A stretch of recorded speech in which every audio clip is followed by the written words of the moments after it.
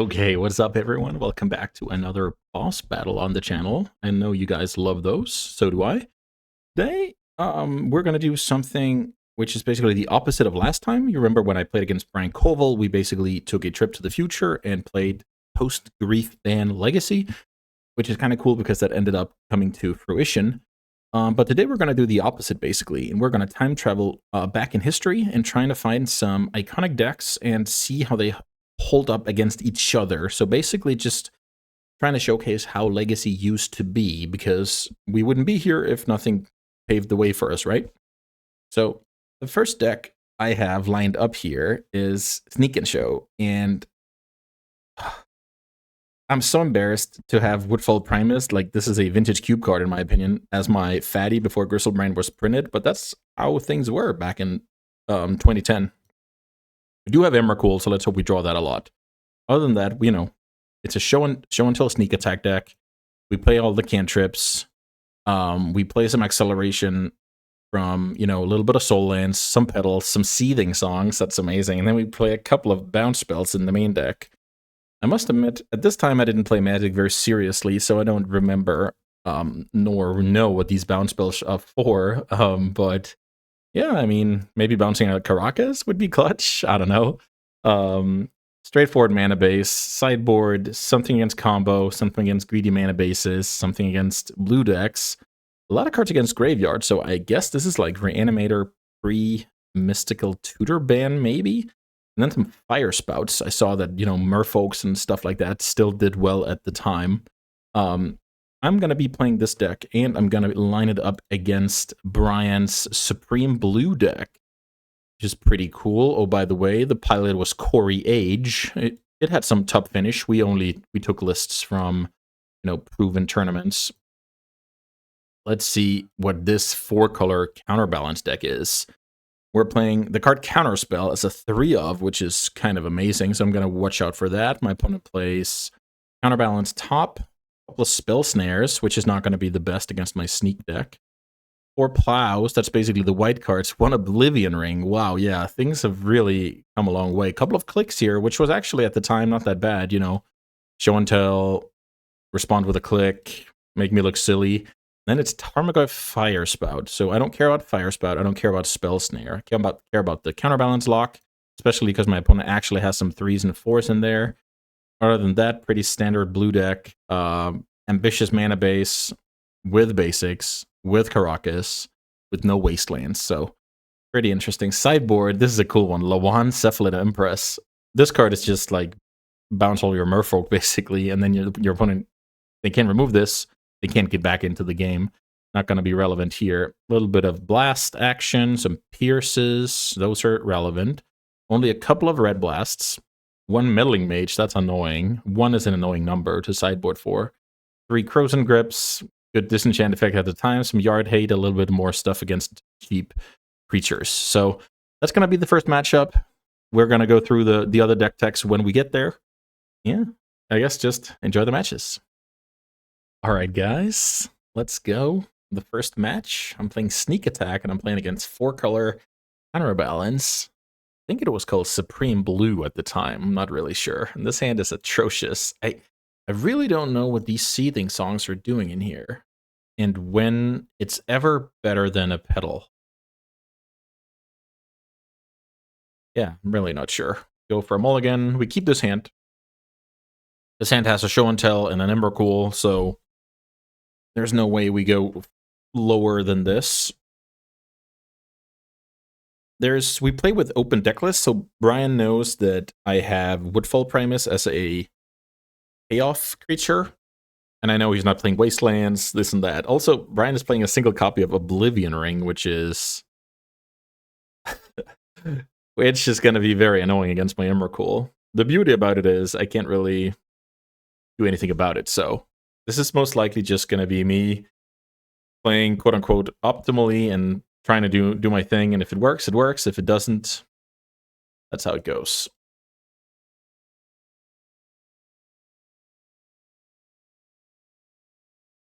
So it's always cool to play like this, because at the time it was natural that, okay, you could play with, you know, Sensei's Divining Top, Deathray Shaman, whatever.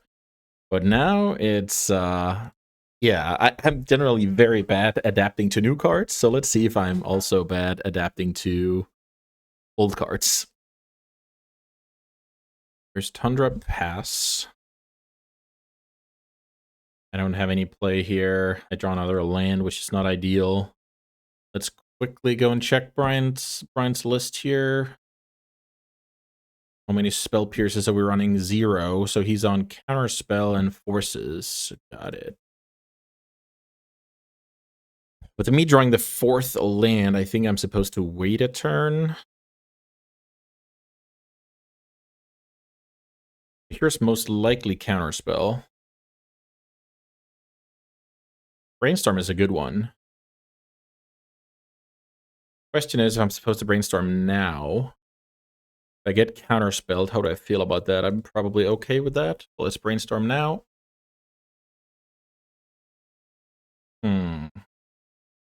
So let's see. If I put back fetch, fetch, I can play Ancient Tomb, Seething Song.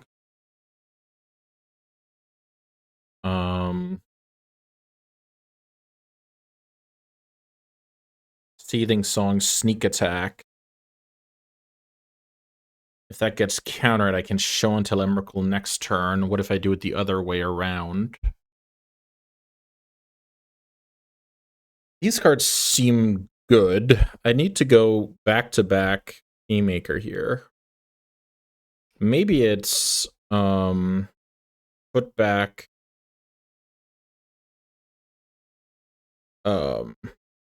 what if I put back land?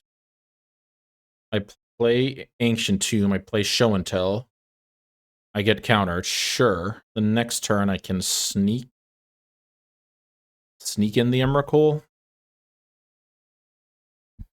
I kind of go back to back. Do I have backup next turn? I think I do. So if I put fetch, fetch, land, show and tell, get countered, sure. The next turn I have 4 mana. That's enough to go Seething Song, Sneak Attack with Pierce backup.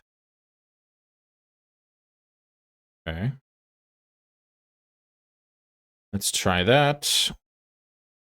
Unclear if casting Show and Tell or Sneak Attack first is better, but I think this is better. Mainly because I give my opponent less time to find the Oblivion Ring. Here's Counterspell. That works. So basically, right now, Brian's radar is I didn't have backup, so I have back-to-back. And he doesn't want to get pierced. It's another Emrakul. I don't think draw go benefits me here, so I'm gonna go for the Seething Song. Now I'm gonna go sneak. I hope Brian has a counterspell. Actual counterspell and not Force of Will.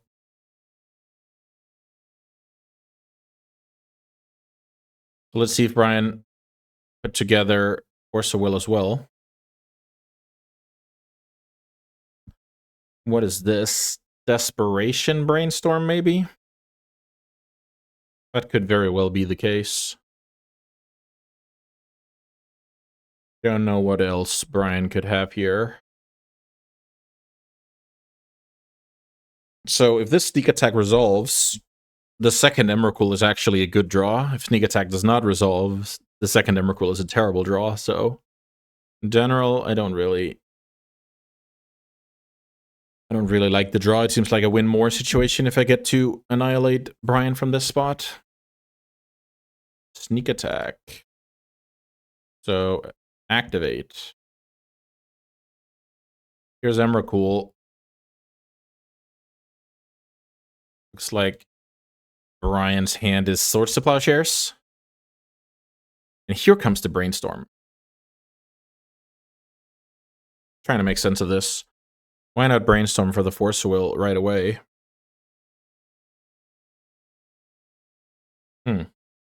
Interesting. I'm going to ask him about that afterwards. I'm really not sure about that one. So with Emrakul dead, I have another Emrakul in hand. Brian with 0 permanence. I'm not sure there's anything Brian can do here. Now it's the good old game of, do you have a second creature or not? And as the skilled magician I am, I have another Emrakul. We take down game 1 here. Pretty lucky. I mulligan. So Sneak Attack is a deck that mulligans poorly in general. It's also a deck that plays very hard because I need A plus B, and I need my mana to cast it, and I need backup sometimes. This Seething Song is just atrocious in my book. So with open deck lists, does Brian respect Blood Moon enough?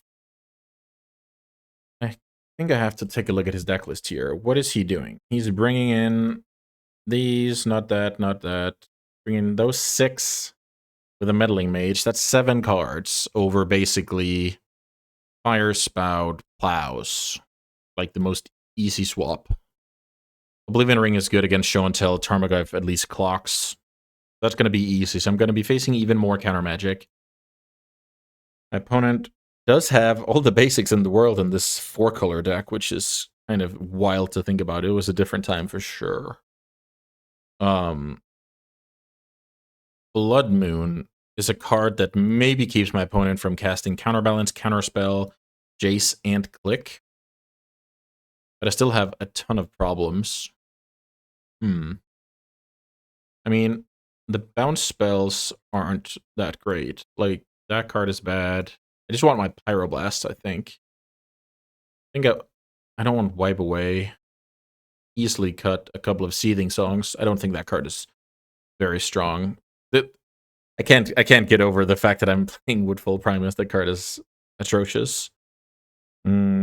Seething Song. We can cut that card. I don't have to go fast against that deck. Blood Moon or Spell Pierce. Third Spell Pierce. Also, Brian is just going to respect the Spell Pierce and the Dazes, and they're going to be terrible. That's another thing. Is Blood Moon better? Trying to catch him off guard. Maybe trim a Primus? Okay, I'll try with double Blood Moon. I have no idea. Super happy with being up a game. I expected to get destroyed by that deck.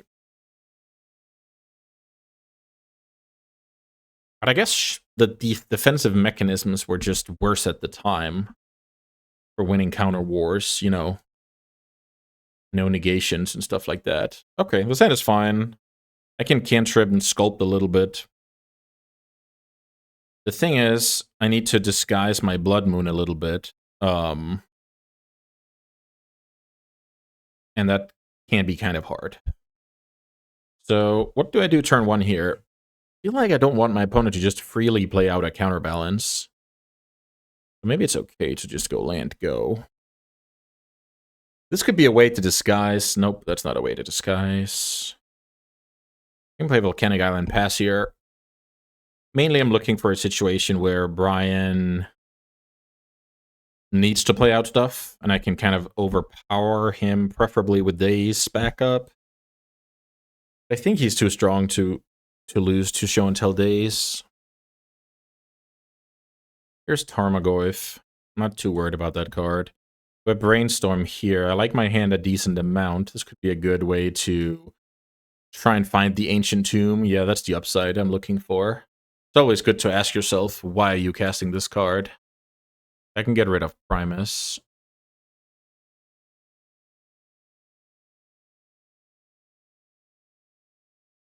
So now do I go basic island? I guess I do. That's going to give away the Blood Moon, but I don't think that's the end of the world. Ancient Tomb here is good for next turn, so I think I like that. Can't remember if there's any way for Brian to see my hand. Do I cast another Ponder, or hold I Pierce for something like Counterbalance? Maybe I actually want to invite Brian to play Counterbalance. That's a good logic. These cards.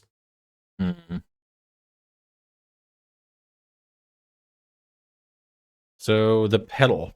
Trying to think about the pedal here. Playing the pedal out kind of shows Brian that I have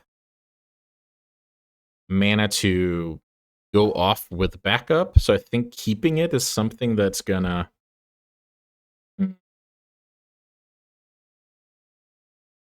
invite him to disrespect my ability to win the game. The one meddling mage in Brian's sideboard is kind of worrying me here, because if I have the pedal in play, I'm better at, piercing back. I'm going to try this line where I'm inviting Brian basically to resolve a counterbalance. Well knowing I'm getting punished by the one meddling mage in the 75.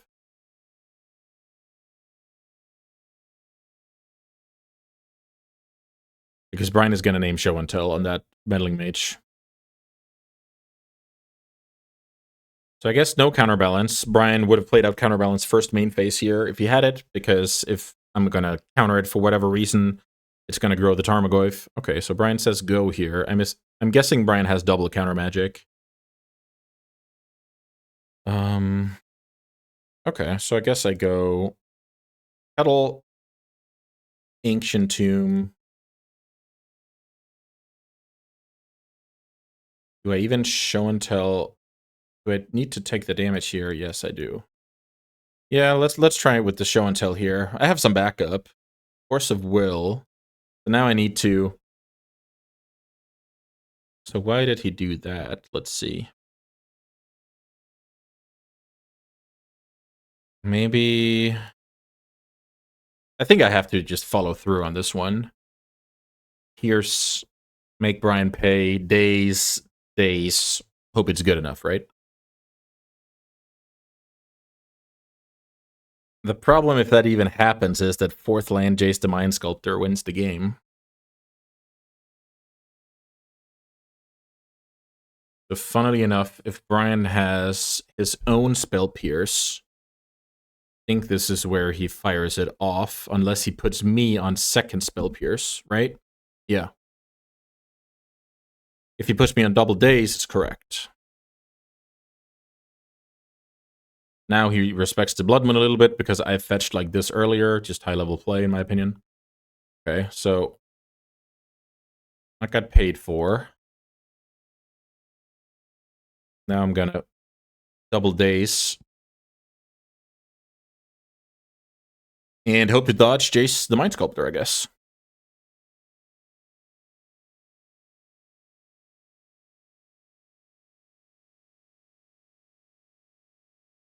Sensei's Divining Top hits the field.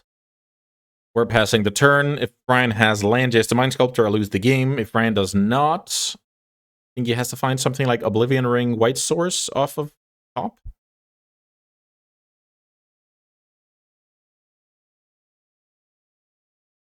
I think there's a chance Brian has a Spell Pierce in hand as one of the cards, and that was kind of what his decision was about.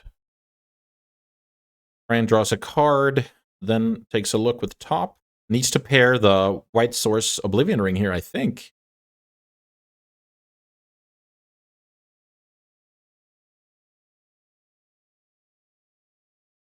Let's see if that's true. Could be missing something. Puts back the cards. And the game's over. Wow. Pretty sure Brian had a Spell Pierce here, but I guess we'll have to ask him in the post game, or you could go watch his POV, I guess. Okay, we take down match 1. Unexpected, but I had insane draws like back-to-back haymakers, lots of backup stuff like that. So yeah, pretty excited. Let's see what the next matchup has in store. All right, guys, the year is now 2012, which is 12 years ago. That's insane to think about. And this is good old Canadian Threshold, aka Teamer Delver.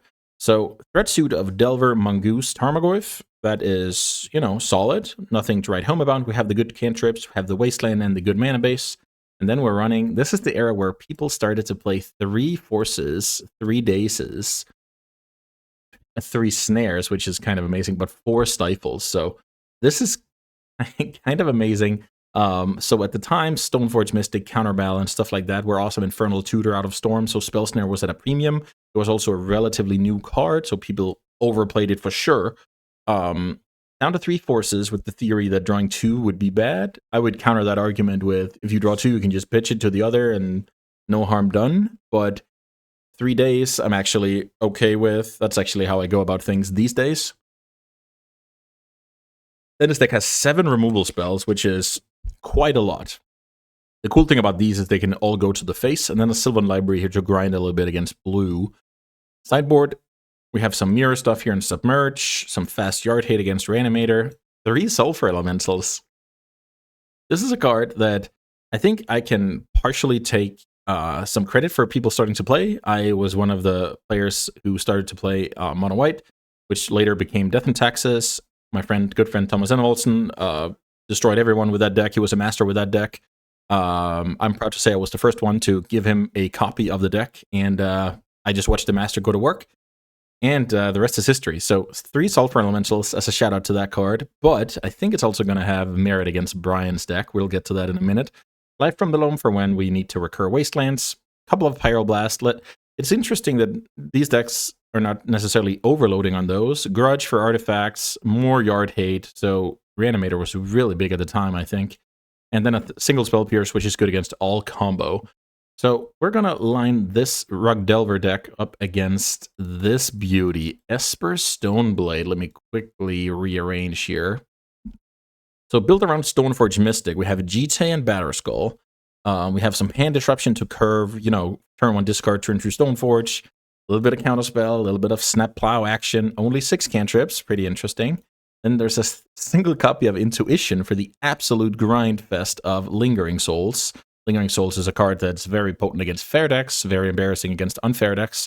Unfortunately for me, I'm playing a fair deck into Brian's Stoneforge Mystic deck, but I have the Sulfur Elementals in the sideboard, so who knows? Single click, single Vindicate to round out the deck. 3 Jaces, which were a very potent card at the time. It didn't age very well. Even in Cube these days, this card is not the best. And then we have 3 Force of Wills, which is always a fun number to see looking back. Oh, I wanted to highlight this card. Tower of the Magistrate is basically a card that is good against the opponent's Stoneforge Mystic deck. Tower of the Magistrate can then target the opponent's Germ, and then the Battleskull falls off. Pretty interesting card. I'm sure there are other niche cases for it that I didn't think about. Sideboard, some stuff against Sweepers, a little bit of Disenchant, Force of Will, and Pierces for unfair.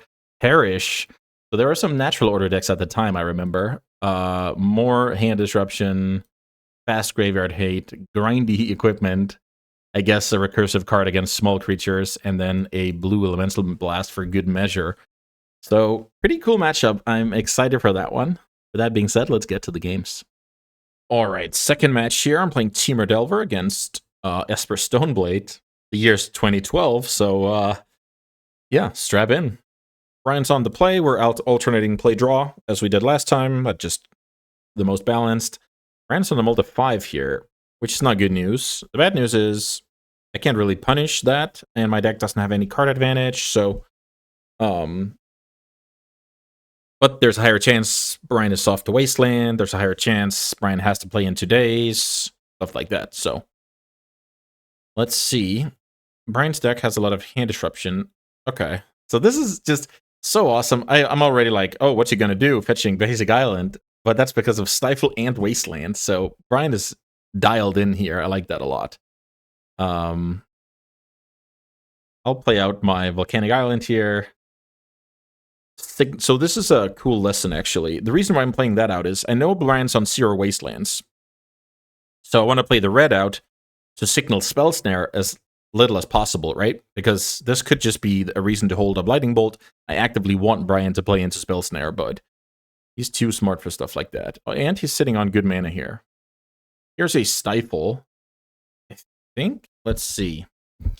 This is just another land go situation for me. I'm looking to Hardcast a Daze on a Lingering Souls, and that would actually be an extremely annoying card. My draw is kind of weird here, being, a bit controlling. Brian plays a fetch out. Let's see when he's going to fire that one. Not yet. I'm actually okay with this position. I'll find a creature eventually. Let's see what happens. I think the card Lingering Souls is actually the most annoying card. Brian is missing land drop here, which I like. I have one more land drop before I kind of have to do something. We could end up in a scenario where I need to bolt Brian to, get things moving. Force of Will is not a good draw. Brian also now know that I don't have any more lands, and if I do, they're named Wasteland. So this is a way for Brian to catch up from the double mulligan. I'm not gonna bolt end step. I'll just do it on my turn if I miss on creature or land. I don't miss on creature, so let's go Delver. That's a fine draw, like just something to play out so I don't have to play terrible Lightning Bolt targeting my opponent. Let's see if I get Plowed here end of turn. Swords to Plowshares on the Delver. I think I am supposed to accept that. I could wasteland my opponent's Flooded Strand and Stifle instead of bolting twice to the dome. I'll have to think about that if I miss. I do. Okay. Now I have to think about what to do. And I think the Wasteland Stifle plan is how to approach this. It's going to be quite obvious that I have the Stifle. Brian might as well crack this Flooded Strand since it's about to die.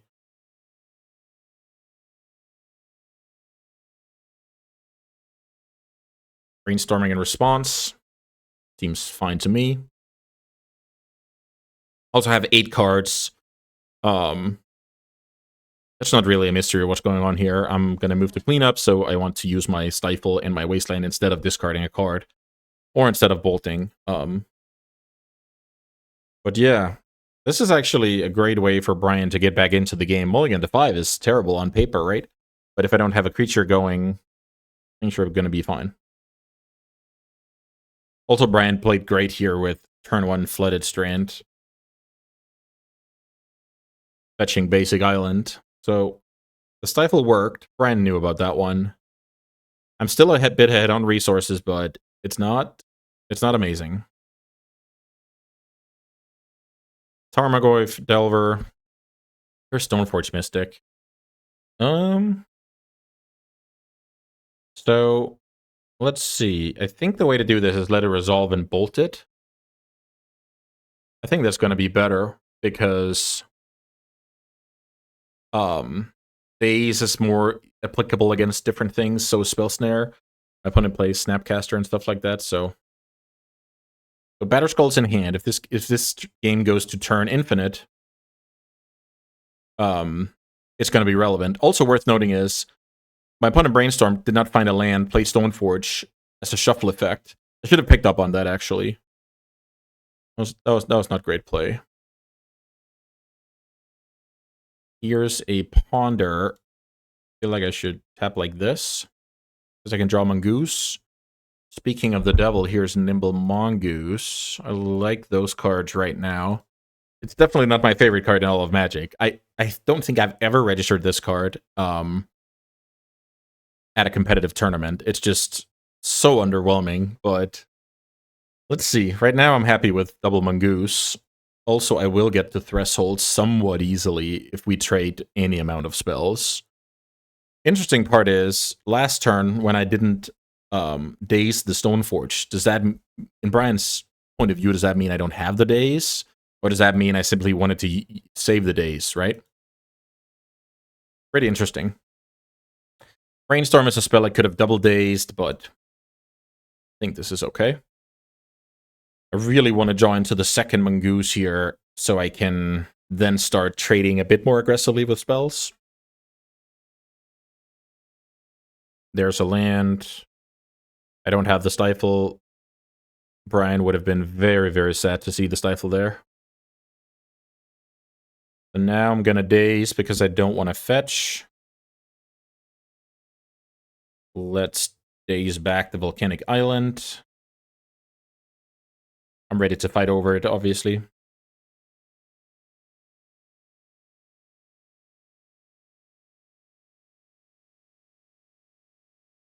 Let's play Nimble Mongoose. I actually feel like I want to get Threshold here, even though I don't like using my Lightning Bolt ahead of schedule, but I think it's alright right now. Let's go Volcanic. Let's bolt the opponent. Let's attack down to 11. And now the clock is ticking and I have decent backup. There's a long way until Batterskull can stabilize this game.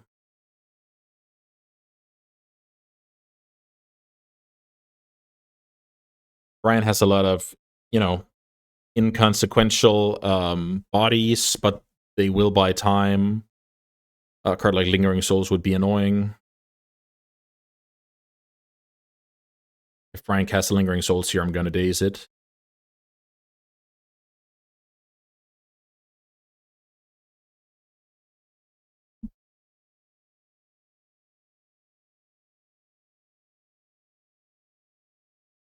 So how can I lose here? I lose if I go daze now. The next turn, Brian has, Batterskull with force backup. So 5th land, Batterskull, force blue card. I actually lose that game if I don't draw a blue card off the top of my deck. Lightning Bolt would be lethal. Yeah, this looks like Lingering Souls to me, so Lingering Souls gets dazed. I'm attacking my opponent down to 4 life. I think if Brian is forcing here, I am as well. Putting him down to 3 and making Lightning Bolt and Chain Lightning lethal, I think, is very valuable. Brian has Batterskull. So I need to draw blue card or burn. Blue card or burn. Not that card. Yeah, now I'm actually losing to the land Batterskull situation. I'll play this land out because of Brainstorm value. Brian now know I have only 1 unknown. The land allows for the skull, but it looks like Brian missed on land and it's going to flashback to buy time. Oh, Hardcast Souls. That makes a lot of sense. Let's see. Yeah, no land. Okay, so I'm kind of forcing the issue here. Blue card or bolt is awesome. Blue card it is. So now I'm going to keep the land in hand for Brainstorm value. Not going to play the Delver. Plow his own creature. That is fine. Going to 4 life could matter. I like the math here from Brian saying this plow is a dead card, so I might as well gain 1 life and not lose to a bolt. Let's see. If he flashbacks, Lingering Souls, I will Force of Will, because if my opponent fails to put up blockers, I'm winning the game with lethal combat. If I let my opponent make those blockers, I don't even win if I find a bolt. So great play by Brian, actually. Brian can still grind me out here. And he gave himself the chance to win this game by playing like that. Super awesome.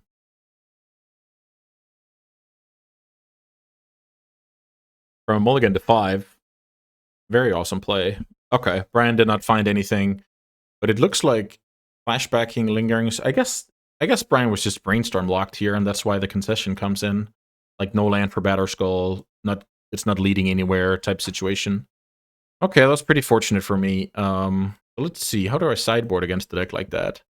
I want a couple of Sulfur Elementals. I also want my Ancient Grudge. I don't want my Force of Will. What about a card like Stifle? The cool thing about Stifle is it's even good against Stoneforge Mystic. I'm not big on Chain Lightning. Not big on Lightning Bolts either, to be honest. But let's see how much I can actually bring in. Pyroblast should be fine against, the Snapcasters of the world. The question is if the threat of days is as good as actual days. Sulfur Elemental is a cool one. 4 bolts is a lot. Is the card Spell Pierce any good? I like Sylvan Library. That could be a good grind element. Maybe cut like 1 bolt for 1 pierce and go to town. I think this is reasonable. I have all my threats. I have all my cantrips. I still have the dazes because sometimes Brian just can't play around them. Okay. Yeah, the mulligan to 5 put me over the top there. There was definitely a point in time. Just the fact that I didn't have a creature early was very good for Brian's chances of winning and coming back into that game. Yeah, this is like, for me, this is like playing Standard. Like, I played this at the local game store back in the day. Well, not this, but this format, right? It just goes to show how much of a like we unlearn and learn new habits, right? So we unlearn these habits, like Sulfur Elemental as a standard sideboard card. I can't even remember that being the reality. But yeah, it's good against Souls, good against, the Thalias and other runes of the world. Flicker Wisp, pretty darn strong. Even has split second, so no bad things can happen. We should probably give Brian's deck a look here, so he can upgrade with Perish, which is Nimble Mongoose removal. That also takes Tarmogoyf. Persecution is situational. Engineer Explodes is not bad. Dark Blast, very situational. So maybe Inquisition and not as much life loss here from Thoughtseize is pretty standard. Get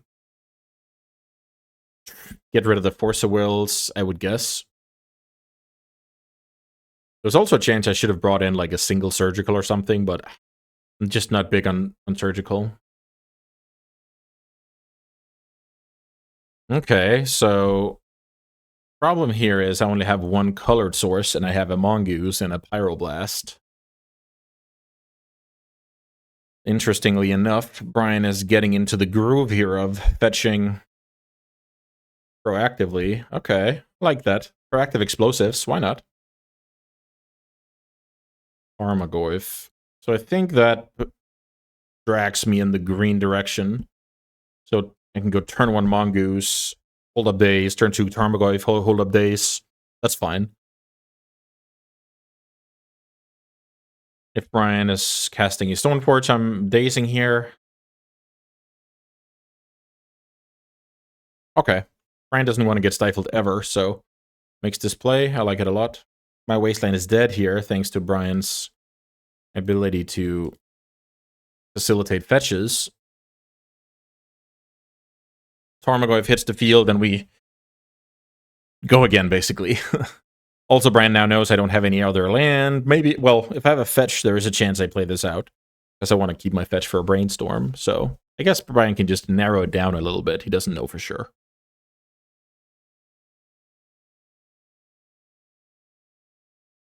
Marsh Flats, I would imagine, yeah. Fetch right away. 3 turns in a row. That's perfect. Play draw is awesome.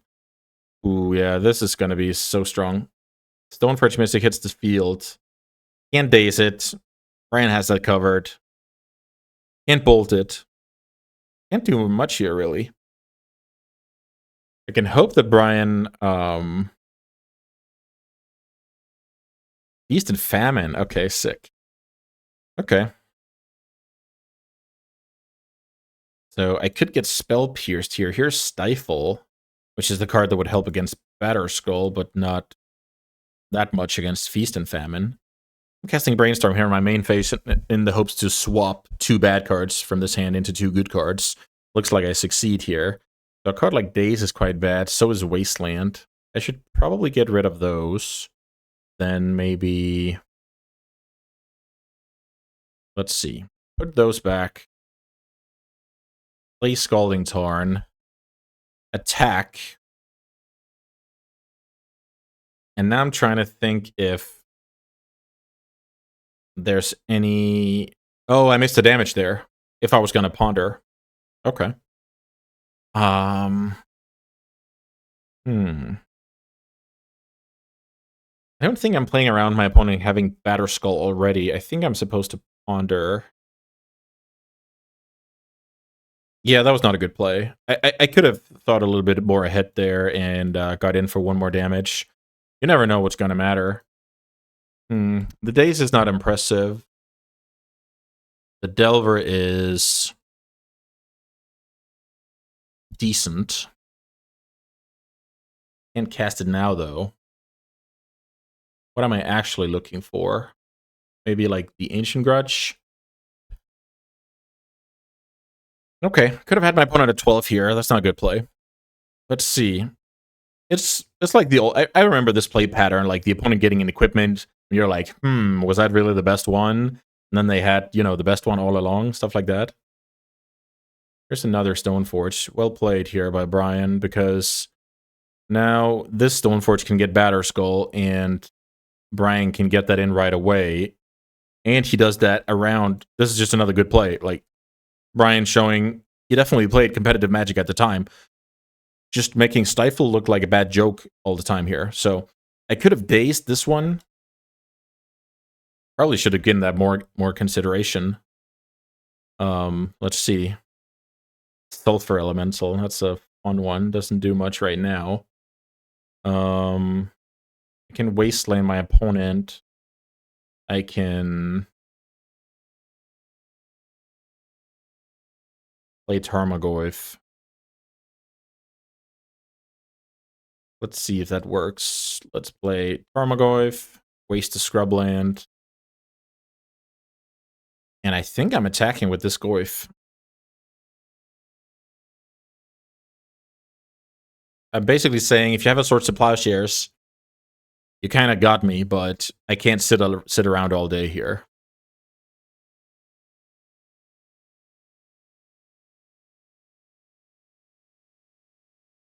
Holding up Stifle for who knows what. Maybe like if the opponent goes, put in Feast and Famine, try and equip, I can do something. I'm very bad against Plow here. I knew that. Like if I stay home with 2 Goyfs, then I'm not bad against Plow, but I'm not really going anywhere with this game, which is, yeah, I didn't like that. I think it was better to say, if my opponent does not have a Plow, I actually have a path to win this game. The opponent gets in for 5.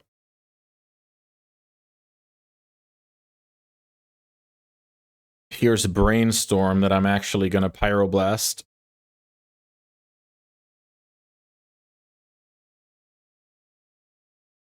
My opponent has that equipment in hand, and I need to draw. That was a good draw. So I guess we try it again. It's like the same. I'm trying to win this game. If my opponent has a Plow, I'm not winning this game, but I like it over, hanging out and not doing anything.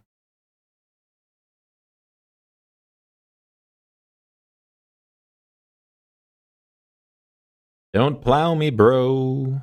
There's Polluted Delta. Could have stifled. Should have stifled. Maybe. So here's an equipment, and then I think what I should do here is...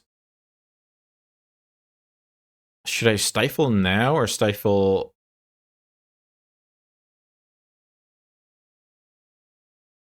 I think I want my opponent to use their mana. Could be wrong. Let's see. Feast and Famine. Here's Equip. I stifle the equipment, the equip cost.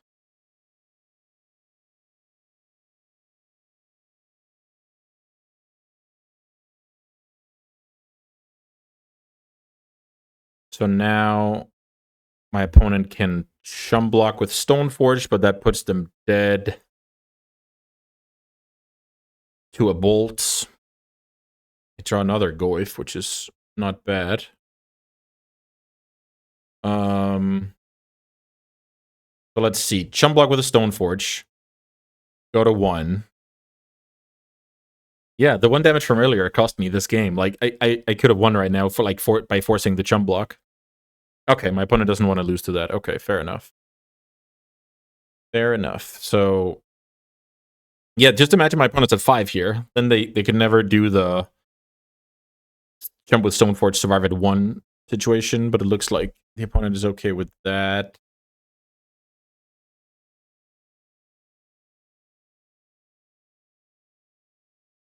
So now if my opponent has another white source, they can get the Battle Skull right back on the field.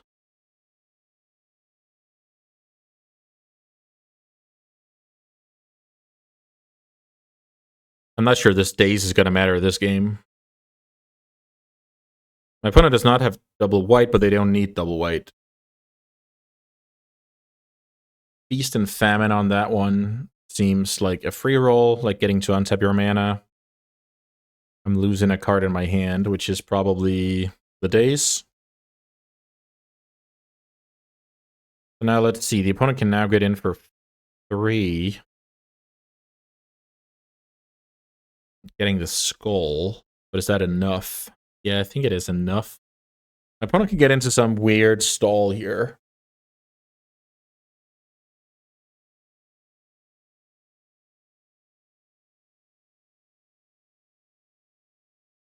Stoneforge attacking. Can't block. Trigger on the stack. Brian is supposed to float mana here like a champ. Looks good to me. I discard the days. Brian now has mana floating in the damage step that he can use to make a cool trick here. I'm actually excited to see if he pulls off the trick. Let's see. Come on, Brian, you can do it. You're a legacy champion throughout multiple decades. Come on, baby. So what you want to do here is you want to activate your Stoneforge first, then respond by returning the Batter Skull. That way you cannot get blowouted by a lightning bolt on the Stoneforge.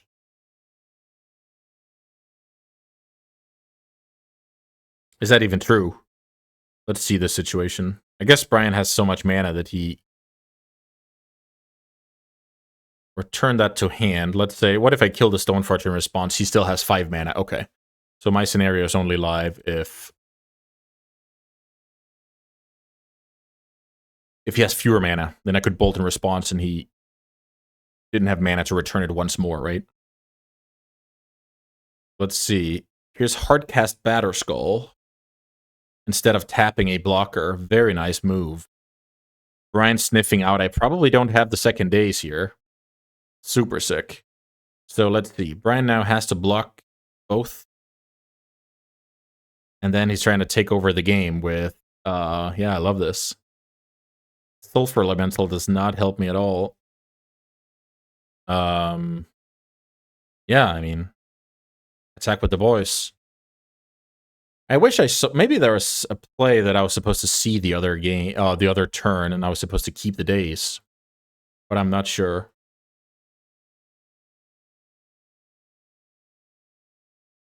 So now, if Brian does not have... Actually, something I just realized, the Sulfur Elemental is not black nor green, so... Actually have a blocker here if Brian goes for the big play. Which is 5 mana equip the Stoneforge. Then how big is it? Let's see. 7? Interesting.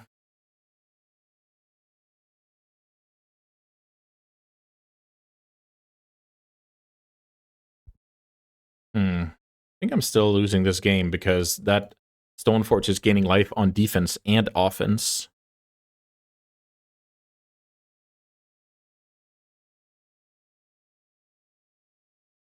Nimble Mongoose. So next time I'm going to get hit for 7. I should still Sulfur Elemental and block, I feel like. Let's see, Sulfur Elemental puts the power to 8, the toughness to 7. Yeah, it doesn't do anything. Okay.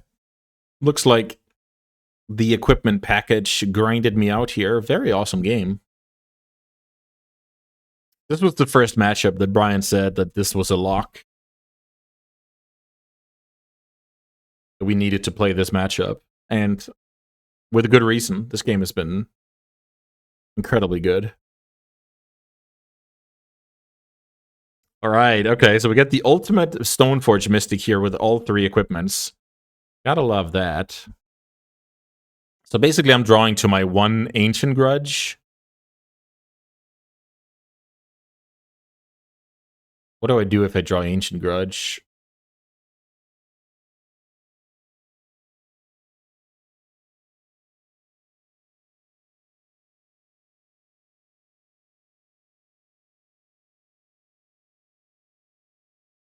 That is not an Ancient Grudge, so we can go to the 3rd game here. Sick game.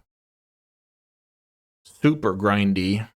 Okay, so my opponent saw Daze that game, but my opponent also did a great job playing around Daze, which makes me question how I approach this. Lightning Bolt would have been good in that game, but is it good in multiples? I think 3 is a good number for, seeing 1.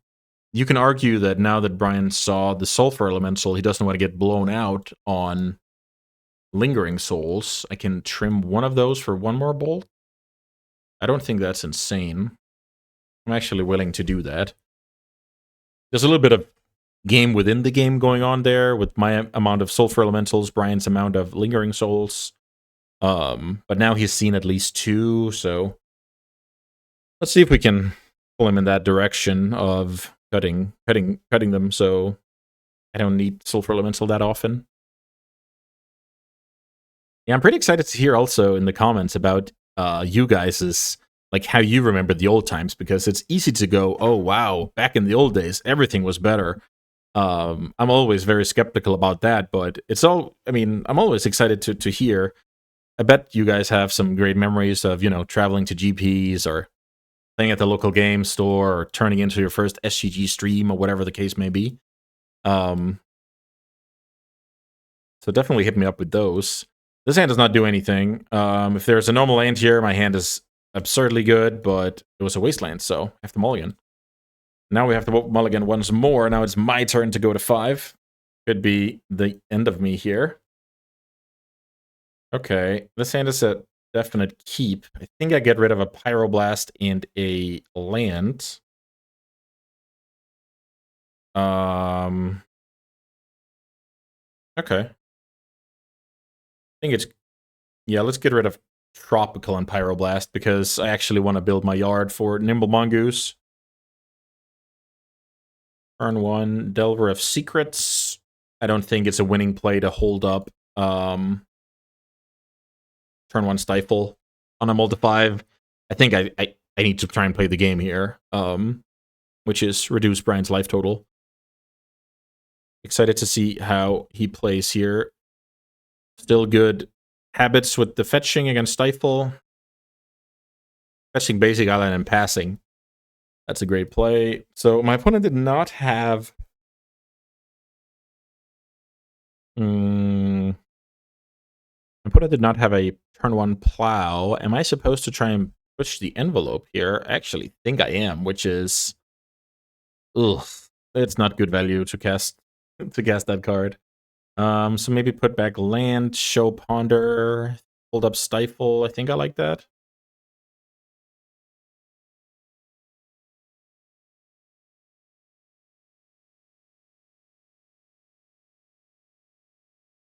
Get in for 3. Hoping my absolute best to stifle something. Or should I just ponder? The thing about it, if I cast the ponder, I'm naked to a Stoneforge Mystic, which my draw is incredibly weak to. Yeah, I'm actually just going to pass the turn. The next turn, draw the land, and play Goyf with Stifle up if nothing happened. I Stifle if I get the chance here. Swamp is an interesting one. So I guess Brian has a Tundra in hand for next turn, playing Stoneforge around. Playing Stoneforge Mystic around base. That's not bad. Keep attacking here. Here's Tarmogoyf. Tarmogoyf is not that big right now, but I have the Ponder to make it a 3-4. Actually, can't remember how many spell snares is in Brian's deck. Just a single spell snare. Okay. Yeah, spell snare would have been crucial there. So if my opponent goes Tundra Stoneforge, I'm going to stifle the search. With developing the basic swamp turn 2, that's what I put Brian on here. If Brian tries to fetch, I'll also try and stifle.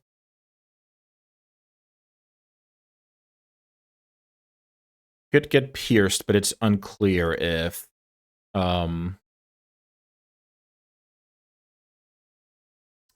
It's unclear if Brian has those after sideboard. Let's see, which land do I get here? Is it more realistic that I need to double green or double red? I think it's double red, even though that's super niche. What's double green? That's like double Mongoose. The problem is I'm not holding that up anyway if I cantrip. It's fine, I can go with Ponder here. I'll try and stifle. I have 1 card left. Brian has to pass the turn, so this is a turn where we could see the Ambush Viper, Spell Pierce, and Delver.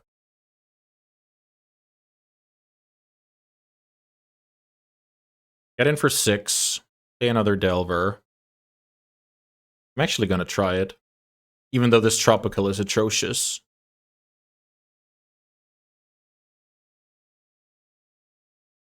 This could be a Snapcaster trying to buy time. It's not. Okay. Playing Delver of Secrets out. Holding up, I don't know, nothing. The thing is, Brian is under so much pressure that can't really respect much. Like, he's just going to play his stuff out. Otherwise, he's going to lose, so. Let's see. How does Brian come back here? Explosives for 1.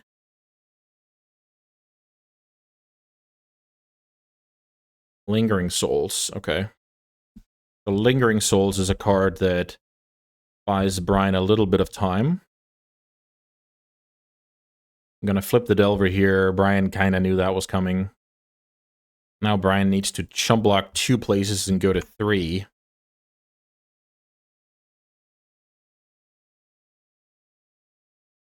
From here, it's going to be hard. I don't even know what Brian can do here. Something like... No, I can't see it.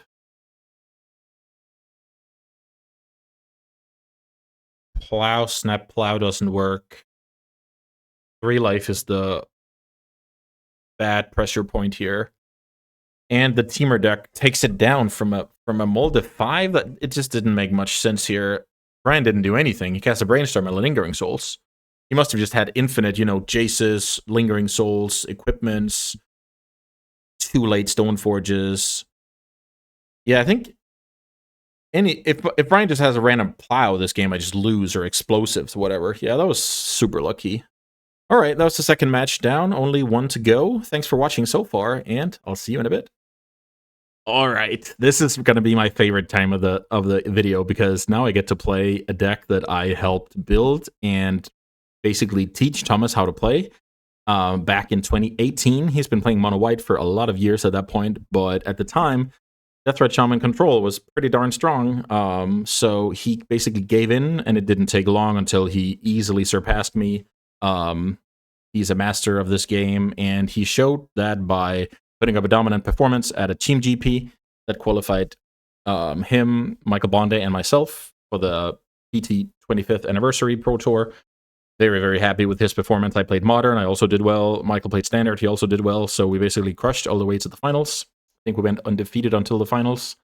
Thomas just played this deck like an absolute master. I remember I was seated in the middle, and occasionally he would be like, you want to go this plan or that plan? And he would just give me all the context. I would chime in, and he would just use that as inspiration. Sometimes do whatever I thought, sometimes do what he thought, but he just, you know, got a little bit of input, and then he just overperformed incredibly. Like, I can't stress how good that guy is at Magic. With that being said, why is this deck good? This deck is good because you can play all the cheap stuff from 3 colors. You can even free roll Leovold because you are also looking to play a single Bayou because of your Deathrite activation, Deathrite Shaman being this Birds of Paradise, Graveyard Hate card, gaining life, draining your opponent out around the attack step slowly but surely. Like, this card is amazing. The mana base is primarily focusing on black with a lot of Underground Seas, Bayou, and Badlands getting fetched, so we can cast Hymn to Torag as a disruptive spell. We play a single Thoughtseize. That card is just fine to draw a single copy of. Same with a copy of Murderous Cut that could kill everything. A little bit of Diabolic Edict here because, you know, Married Lage, True Name Nemesis, whatever. And then the Grindia element of the deck is going to be the 3 Call Against Command and the 3 Snapcasters. We can loop some spells, hopefully grind out the opposition. Pretty excited to play this deck and see if it feels as good as it did back then. Sideboard, a little bit of stuff against small creatures, 1 Toxic, 1 Liliana, and then this is so fun to look back on. Chandra, Torch of Defiance, which is basically a Haymaker that gets around Pyroblast. That's more or less what it did, like in a control matchup. Then I have a little bit of Blue Blast, some Flusters against, you know, faster combo. Another blast here. I guess Blood Moon was a thing. Maybe Delver decks had some, you know, some threats. That was red. I can't really remember, to be honest. Marsh Casualty is another sweeper that's going to be strong, hopefully. Painful Truths for grind, Thoughtseize for combo, Blasts for any blue deck, and then a couple of Yard Hate, because at the time, graveyards weren't that exploited. Let's see what we're lining that deck up against. It looks like we're lining it up against Grixis Delver from the same time period, which is right around 2018. So here we have a Ataxian Probe fueled Delver deck that plays Cabal Therapy, because when you know your opponent's hand, the card is pretty darn strong. It's also good with Young Pyromancer. It's also good with Snapcaster, these exposable bodies, so to speak. There's a Delver Deathrite deck, Wasteland deck. We have some cool threats here. Brian is going to mix up the threats here with a couple of Pyromancers, a couple of True Names. So good for me. I have some sweepers for exactly X ones. Tombstalker is going to be quite annoying. Of course, 4 days, 4/4 Soil. This is where people kind of woke up and realized that was the way to go. Let's see what Brian can do out of the sideboard against my control deck. It's probably mainly going to be the Pyroblasts. Maybe Call against Command for Grind. That's pretty realistic. Note these Diabolic Edicts for, opposing True Names and stuff like that. So pretty cool here. I'm excited for this matchup. It's going to round out our series. So with that being said, let's get to it. Okay, guys, last match of the set. So I'm playing 4-color control. I'm playing against Grixis Delver with the very cool varied removal creature suite, rather. This hand is not amazing, but this Brainstorm can hopefully do some wonders. Now I have to think a little bit about which lands I play out. Am I going to play from basics this game? What am I going to do? I have to study my list a little bit here. Okay, so I play 1 swamp, 1 island. I think it's better to just play from duels, to be honest. Playing against this list.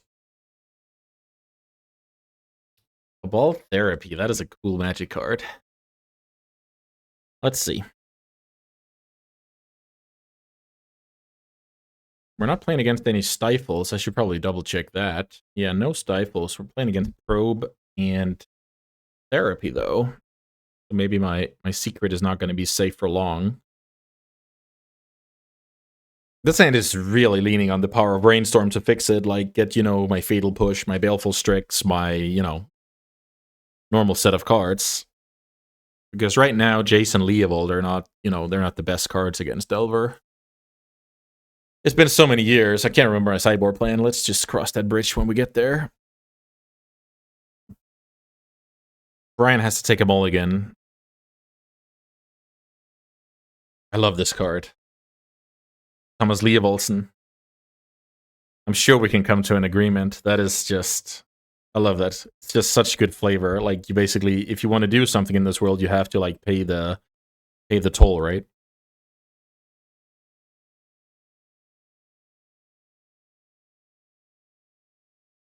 So as I remember it, whenever that deck went turn 1 Delver or Deathrite, that was like a scary deck. When it went turn 1 Ponder, that was like, oof, sigh of relief, right?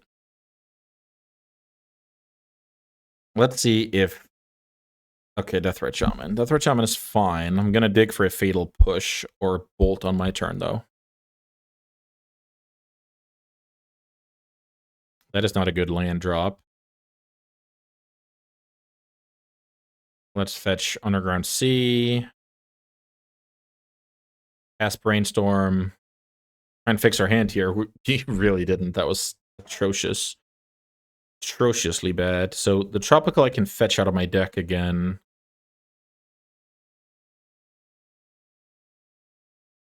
Wow, that was really, really, really bad. Anything like cheap here would be better. But I'm still stuck with the Leovold and the Jace.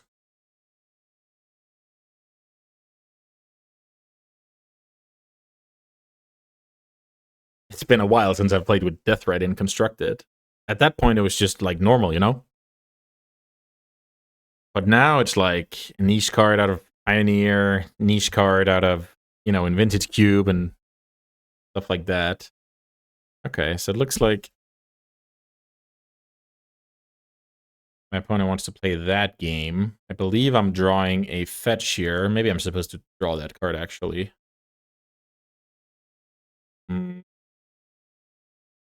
But I don't want to draw the Tropical next time.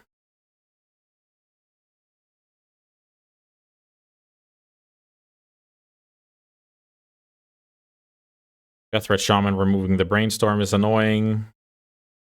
Right now, the game is not really out of hand, but I need my, my good stuff to get it going. There's a Brainstorm. That's fine. So what I'm going to do next turn is I'm going to play a Leobold, and I'm going to try and force it through. I think it's worth it. If it gets killed, I draw a card. Things move on. But yeah, this game is, I don't know, it's anyone's game, really.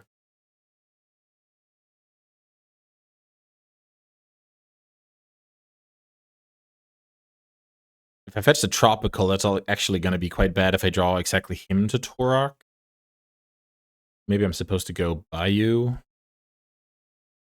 Yeah, I'll fetch Bayou on my upkeep. It looks like Brian is trying to resolve Pyromancer, and I don't think I can let that happen. Which card do I believe in? Jace or Snapcaster? I think I believe in Snapcaster Mage slightly more, even though it's close. Brian with 4 cards does not want to force here. Makes sense. I'm gonna fetch the Bayou as I talked about. Draw. Fetch Underground Sea most likely. Let's see if we can get a good draw. That card is not bad. Still think Leobold is the play though. If I fetch Underground Sea, then I have blue, green, black. That works. Blue, black, green. Play Leovold. Leovold resolves, so it's most likely going to eat a bolt, and I just draw a card and things move on. Cool thing is, yeah, I kind of have some grind situation set up, but the opponent has a Deaththreat Shaman, so my graveyard is not necessarily available. Leovold down. That was card advantage. I just forced a Pyromancer, so kind of a wash. In general, my deck benefits from longer games. I think what I'm supposed to do next turn is like Culligan's Command the Deathrite, have my opponent discard a card, or bring back Leovold, I guess. That's probably going to be better. But I am kind of soft to stuff like True Name Nemesis, Tombstalker. The threat suite in that deck is annoying.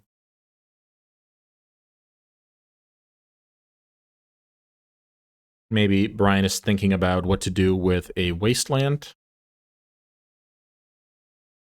That is exactly the case. Daze is live. Underground Sea down.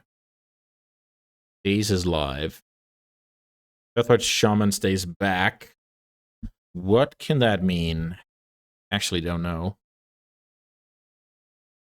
Let's check. What can that mean? It can mean nothing aside from Lightning Bolt when it comes to interaction. So I think what I'm supposed to do is check my opponent for the days. Let's K command off Underground Sea, black, red, something. Return, deal 2. Return, deal 2. Force of Will. Okay, so my opponent's down to 1 card now. That is decent. A card like True Name would be very bad news. I guess I'm just losing a random land in my graveyard here. Yeah, that's fine. Brian is showing the red mana here. I like that a lot. I wonder why the Deathrite did not attack. It does look like here come the True Name, and I have to think about... let me click out the correct deck, at least. I play 1 Diabolic Edict. That's not a lot.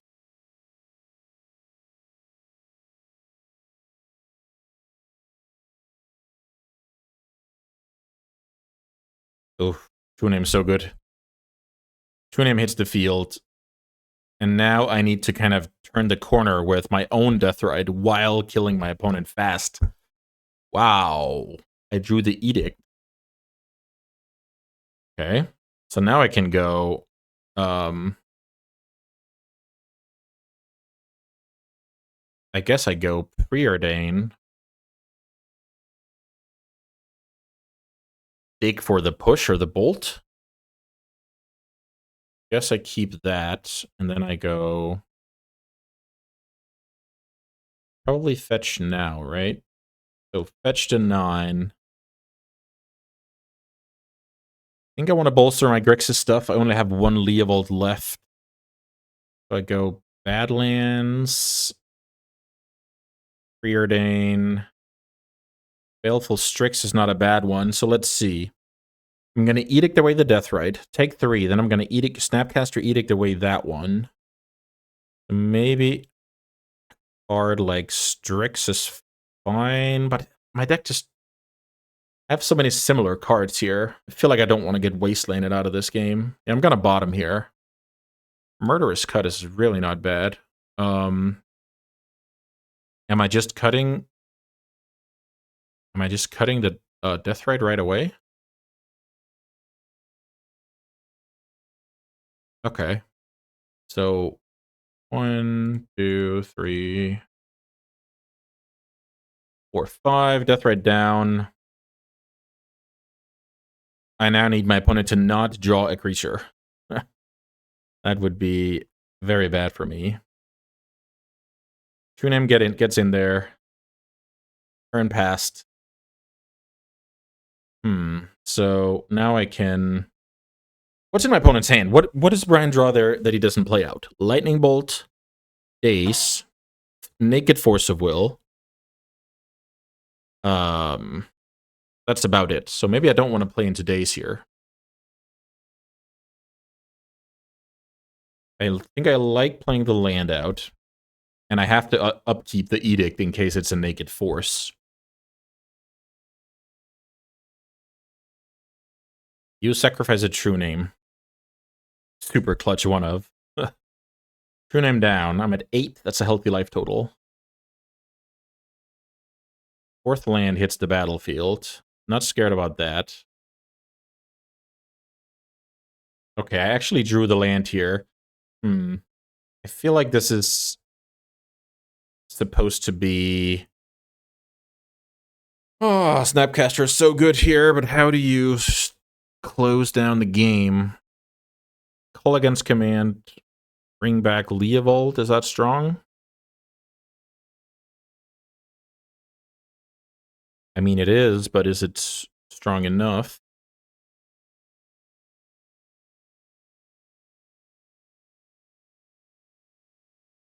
Snapcaster, call against command. Make my opponent discard.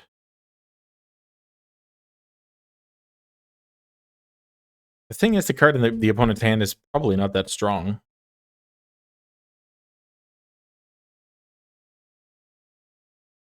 There's definitely a chance I should have waited there. So, target player discards.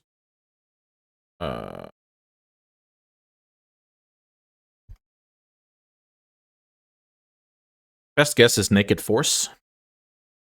Okay, it was the Daze. Okay, I'm super happy with that.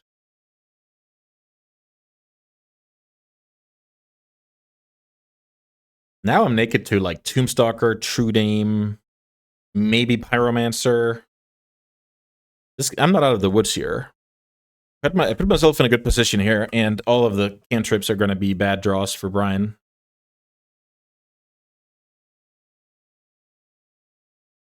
I'm not convinced I played this correctly. I feel like I should have waited. Like, let's say my opponent draws a Delver or a Pyromancer or a Deathrite. I'm better off killing the creature and returning the Leovold. Discarding that card was most likely a non-factor. It was either a Naked Force, Naked Daze, land that didn't matter, or a Bolt that would have just killed the Deathrite in response. So I really don't think that was useful.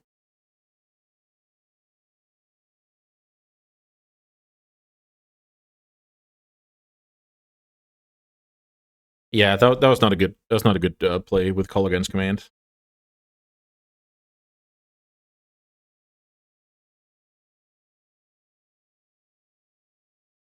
Wonder Brian knows I just picked up Leovold, so any cantrip will get fired off here, even if it's a Brainstorm, right?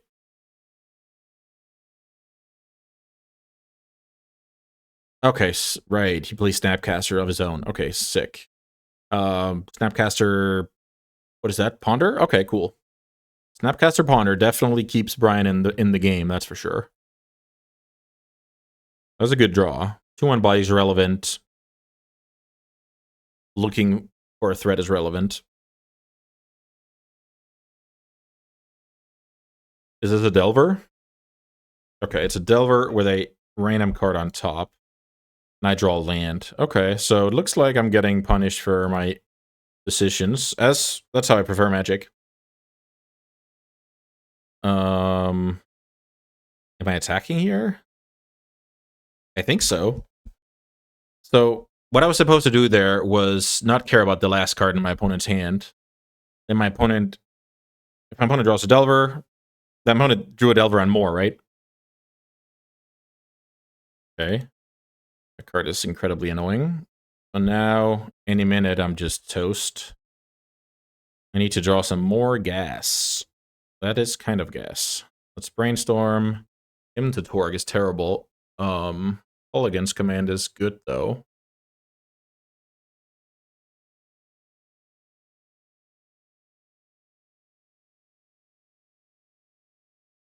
So how do I play Magic? I think I play Magic by attacking with my Snapcaster.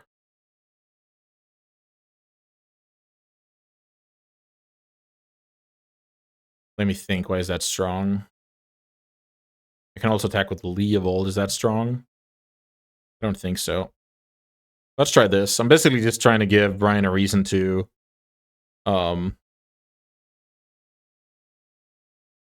block, so I have the Snapcaster in the yard. Let's see how this goes. I'm hoping for a good draw step call against command here. Kill a Delver. Have my opponent discard a card. And slowly grind away here. I'm out of creatures in the yard. I hope I didn't mill any. Or exile any.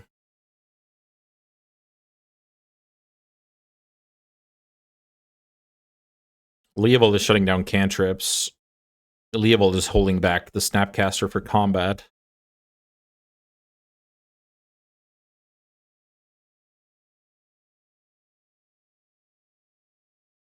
Yeah, call against command was an amazing draw. Gonna be a 2-for-1 on most times during a game.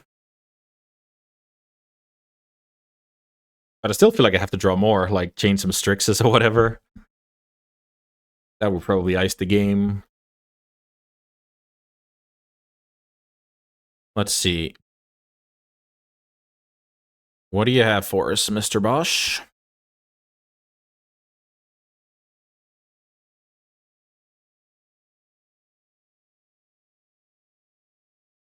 It looks like Brian is back after a small technical issue. Let's see what these Delvers are flipping, because if it's a instant or sorcery, it could be in trouble here. Also, I wonder if Brian is just strong enough to play around me having the second call against command in this spot. With me, you know, trying to get him dead and all, with my own Snapcaster. Kind of smells like that's what's going on here. Dream scenario is either no flip or flip with a sorcery that I can then take away with call against command.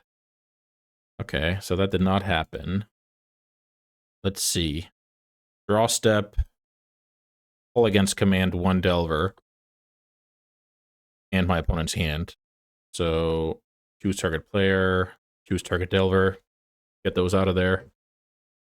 And Brian is on the concession here. Okay, so we grinded out game 1 despite not playing very well. I'm super happy with that outcome. I'll have a lot of cards that I'm interested in here. I have 7 cards that I like. I don't like the Force of Wills. I don't like the Jaces. And we grind out the game without I mean, I'm not a big Kim to Torek fan in this matchup either, nor Thoughtseize, funnily enough. Is Liliana of the Last Hope playable? So I like these, and I don't like... I mean, maybe I can keep Jaces. They're not terrible. They're just not reliable, I'll say.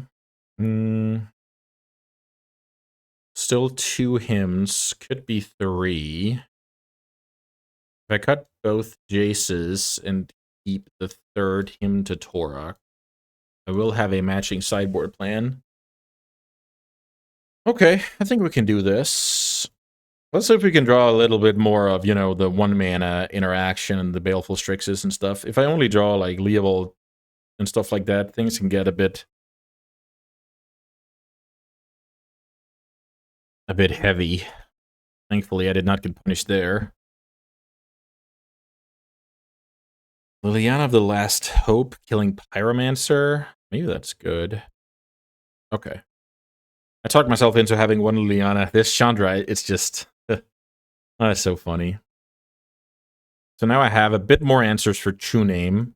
Marsh Casualties, an all-star, 2 mana, target player, creatures get -1/-1 until end of turn. If I kick it, it's -2. So back in the day, 5 mana kicked Marsh Casualties was something that was oftentimes seen at the top tables at a GP, which is hilarious to think about.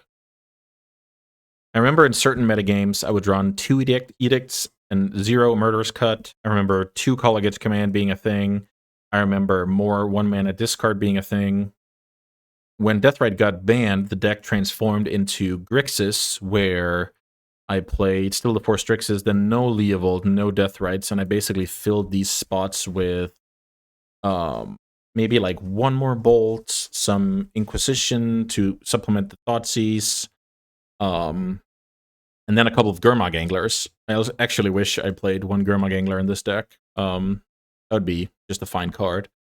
Okay, this hand has some basics to develop my mana if I need to, and I have a Deathrite Shaman, so can't really go wrong here. Some cantrips, and those cantrips could be anything.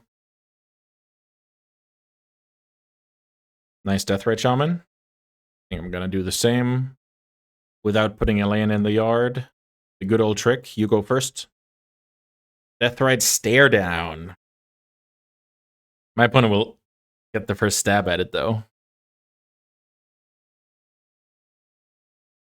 Young Pyromancer. That card is fine. So, funnily enough, my opponent might not even have a fetch land here. Okay, here's the combo. Gitaxian Probe. Gotta love it. Gitaxian Probe with Young Pyromancer is very, very potent. I wonder what I'm supposed to do here. I think I'm supposed to stay, like, fetchless. That card is probably gonna be amazing later. The question is if I slow roll it a little bit. I could see that. So if I go, like, Preordain now, sculpting a little bit... I don't think that's terrible. Let's Preordain. Oh, I should have played Island. That was terrible. That was very, very bad. Do I like Pyroblast? I think I do. Wow, that was so bad. I could have gone Basic Island, but I went Volcanic Island instead. Okay.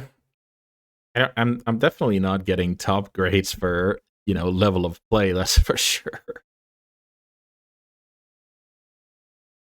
So basically the dream is Brian wants to flood the board with, you know, another True Names. And I say another True Name, another X1. Really? Very sick play by Brian here. He's willing to trade off Deathrites. So right now I'm trying to give away the story that if you, well, not trade Deathrites, but get rid of mine for his Pyromancer. Now I'm basically just saying, if it's that important to you, it's also important to me, so that's why. Okay. Couple of cards in hand. I think I should drain end of turn here. If my opponent wants to counter it, not really ideal. Nice Call Against Command. I like that draw.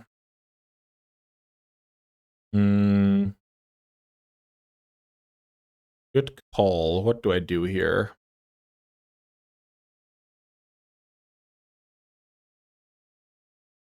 As long as my opponent's attacking with Pyromancer, I'm not really gaining much. But maybe developing more land is going to help me.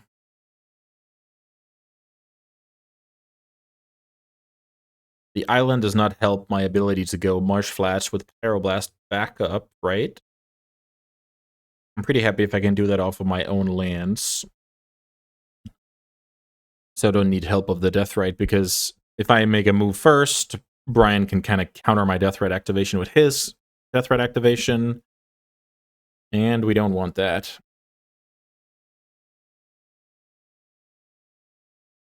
This game is kind of weird. The Marsh Flats can kind of undo the damage here of, you know, tokens. The Pyroblast can hopefully counter if Bosh and Roll has a Force of Will. But I think now is the time.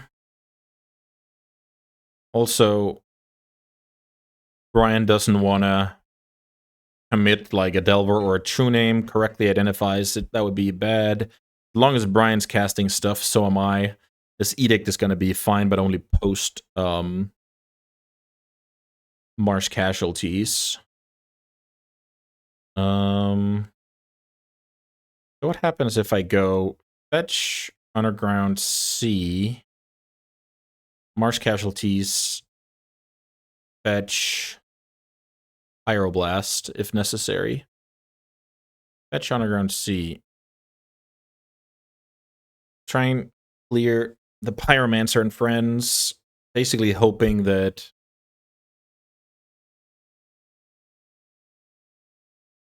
I can benefit from this game, like us making more land drops, etc. Also worth noting is now Bosh can activate end of turn, and I don't want to counter that because I want to hold up mana. Like, it's kind of cool. And I think I respect Daze too much here to Edict.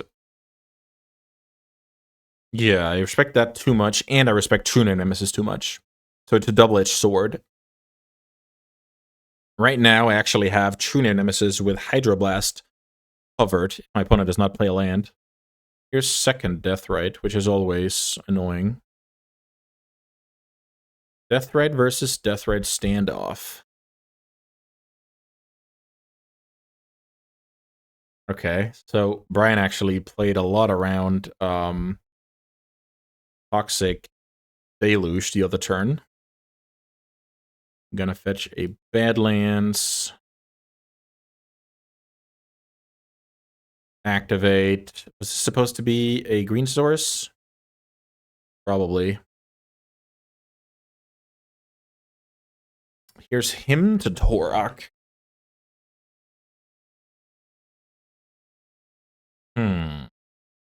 Him is not bad. Land. Him to Torok. I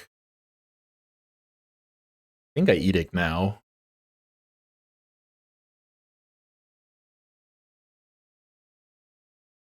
Even though it's not really a good Edict. I think it has to be done. Edict.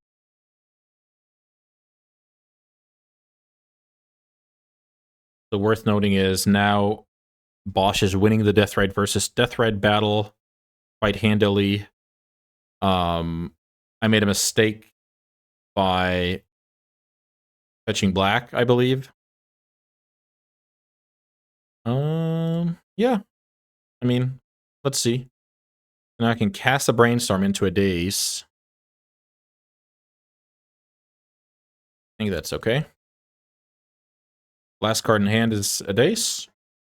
Last card in hand is not a Daze. So now I can kill 2 Deathrites next turn. I can go kill 2 Deathrites, resolve Preordain. No, that's not true. I can go kill 2 Deathrites. Okay. So Preordain is not relevant. I guess I have to play around Cabal Therapy here. That's probably the move, right? So get rid of my worst card. Get rid of my best card. I think that's how I play here. Elegance Command. It's probably my best card. So that card's dead. And now I'm hoping for nothing terrible to happen.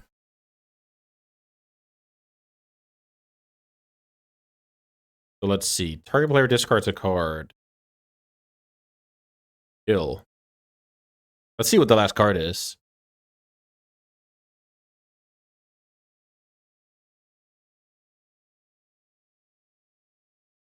I'm at 10. Last card was a Pyroblast. Sweet. Kill Deathright Shaman. I'm now at 8. I have Baleful Strix with Preordain holding up Pyroblast. Right now, I'm soft to Two-Name Nemesis. Pyromancer is also an annoying card. I think I like Preordaining. So Leovold is only good.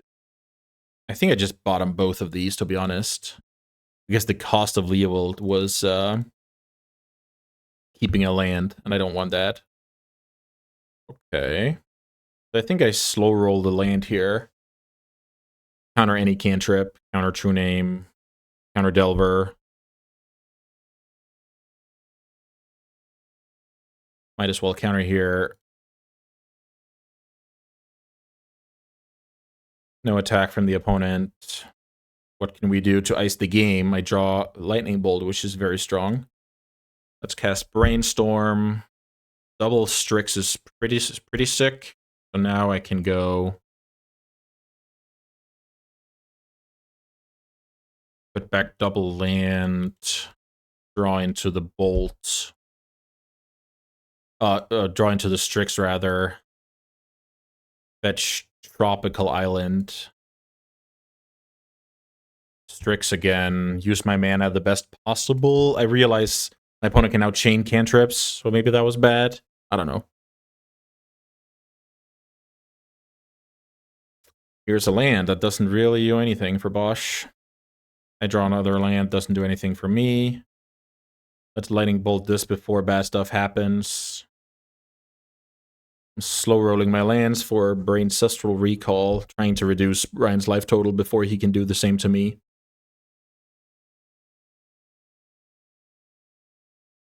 Gets action probe, sees 2 lands.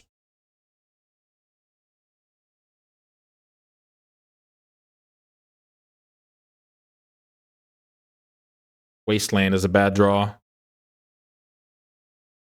Okay, that's also a very bad draw. Looks like I'm attacking Bosh down to 5. At this point, a card like Lightning Bolt is lethal. Let's see. Brainstorm, yes. And nothing there to help. The Grixis control deck Splash Evil gets the job done, and that'll do it for this boss battle. I actually don't think I've even said that word once today, but of course, this is a cool boss battle, and the games have now come to an end. Brian and I will wrap up the games and our memories from those days in a talking bit coming up. So thanks so much for watching so far, and don't go anywhere. All right, welcome back, everyone. This is now the debriefing. I'm Andreas Peterson, also known as Echo Barone, and I'm joined here by Brian, Bosh and Roll, and we just finished a set of, what do we call this? Legacy? Historic Legacy? What do we call this? Yeah, throwback legacy through the eras, time travel legacy, anything, just whatever you like. Apply More it. time traveling. I like that, because last time we visited the future, and now it's time to go to the past. Right. So I was super excited about this idea, mainly because, it's a big part of our history. Like, it's the path that led us here. So I think it's cool to revisit. And I'm happy you also liked the idea. And you were kind of the driving force behind finding these kind of iconic matchups, or at least iconic decks. Can you talk a little bit about, like, what made you pick the certain decks for the certain matchups, from the certain eras, rather?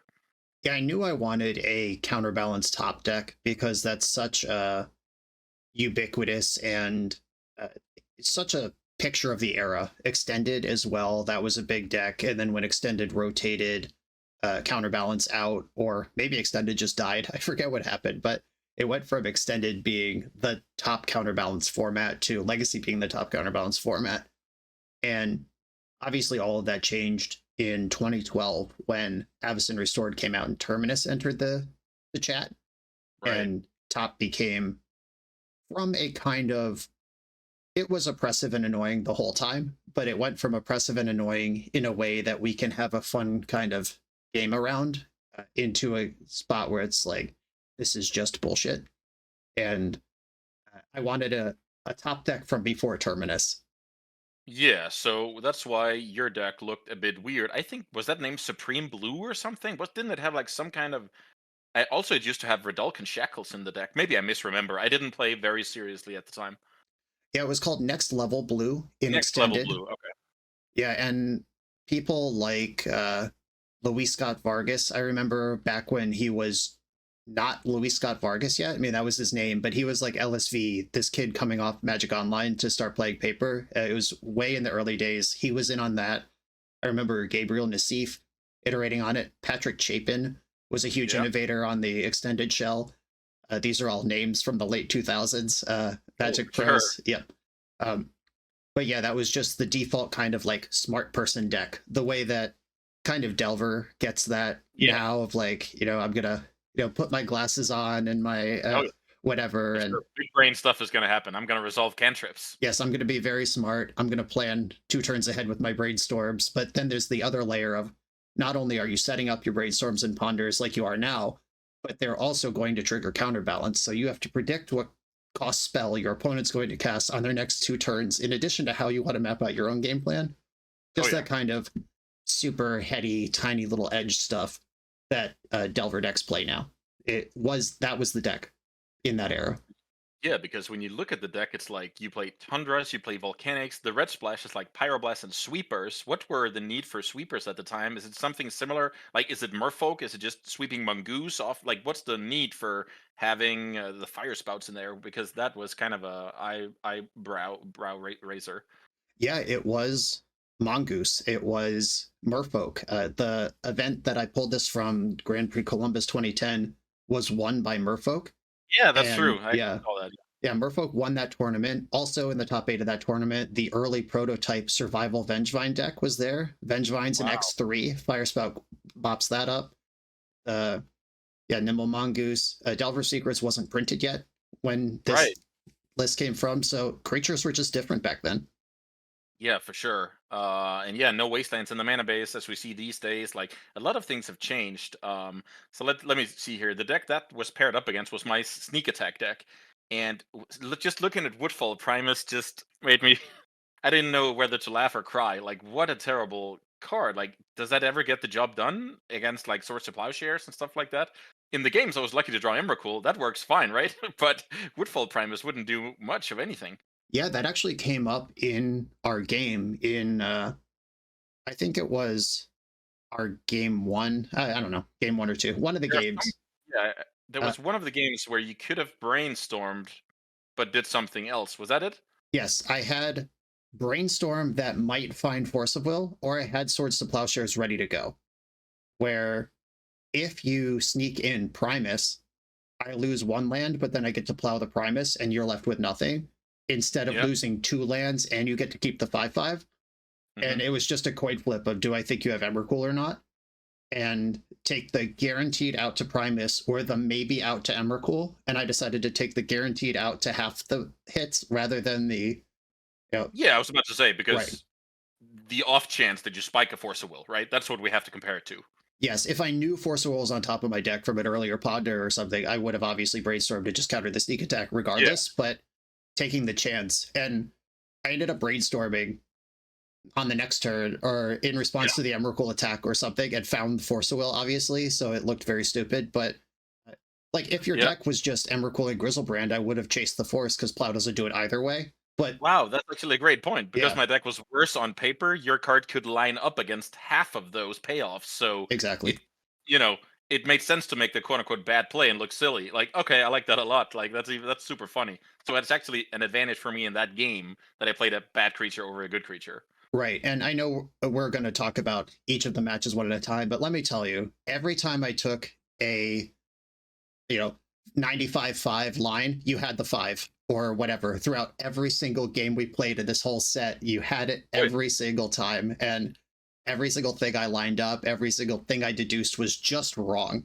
And that was a theme tough. throughout the whole set. Yeah, that's a tough day at the office for sure. Yeah, but I mean, we can start with that sneak matchup. So for me, it's very straightforward. We play with open deck lists. My deck does not get better over time, so I just try and sculpt and hope for the best, right? I don't think there's too much strategy. Obviously, I can maybe wait a turn to develop more mana, play around with a little bit of soft counters, but for the most part, I just played my cards, and I was lucky to have good draws with either back-to-back Haymaker or backup for my Haymaker. I especially like do you remember the Pierce double days Oh, yeah. turn? I remember. Yep. Yeah, so back at that point, I was like, okay, if you have a Spell Pierce, I don't know if you had a Spell Pierce, but it was like, it was a good time for you to play a Spell Pierce, but that would be bad against my Spell Pierce.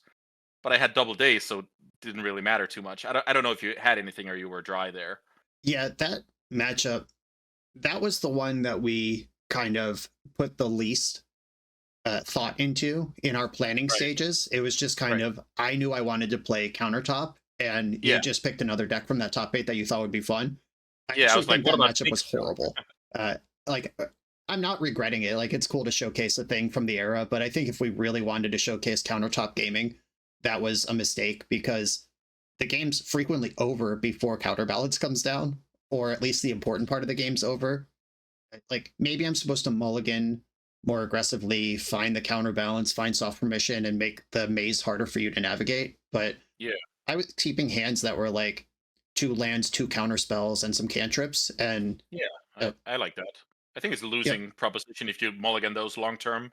Obviously, I can power through if I have a great hand, but mulliganing is not that great either, especially with all those dead cards game one. right. Having 3 main deck fire spouts against Sneak and Show, like that sort of thing. I think that was not the best showcase, but it did show. We did get to play Sneak and Show, where what if it's Woodfall Primus was a real decision I had to make, Yeah, and it yeah, affected the game. yeah. There was it was like minor sub game of how you played against my soft counters.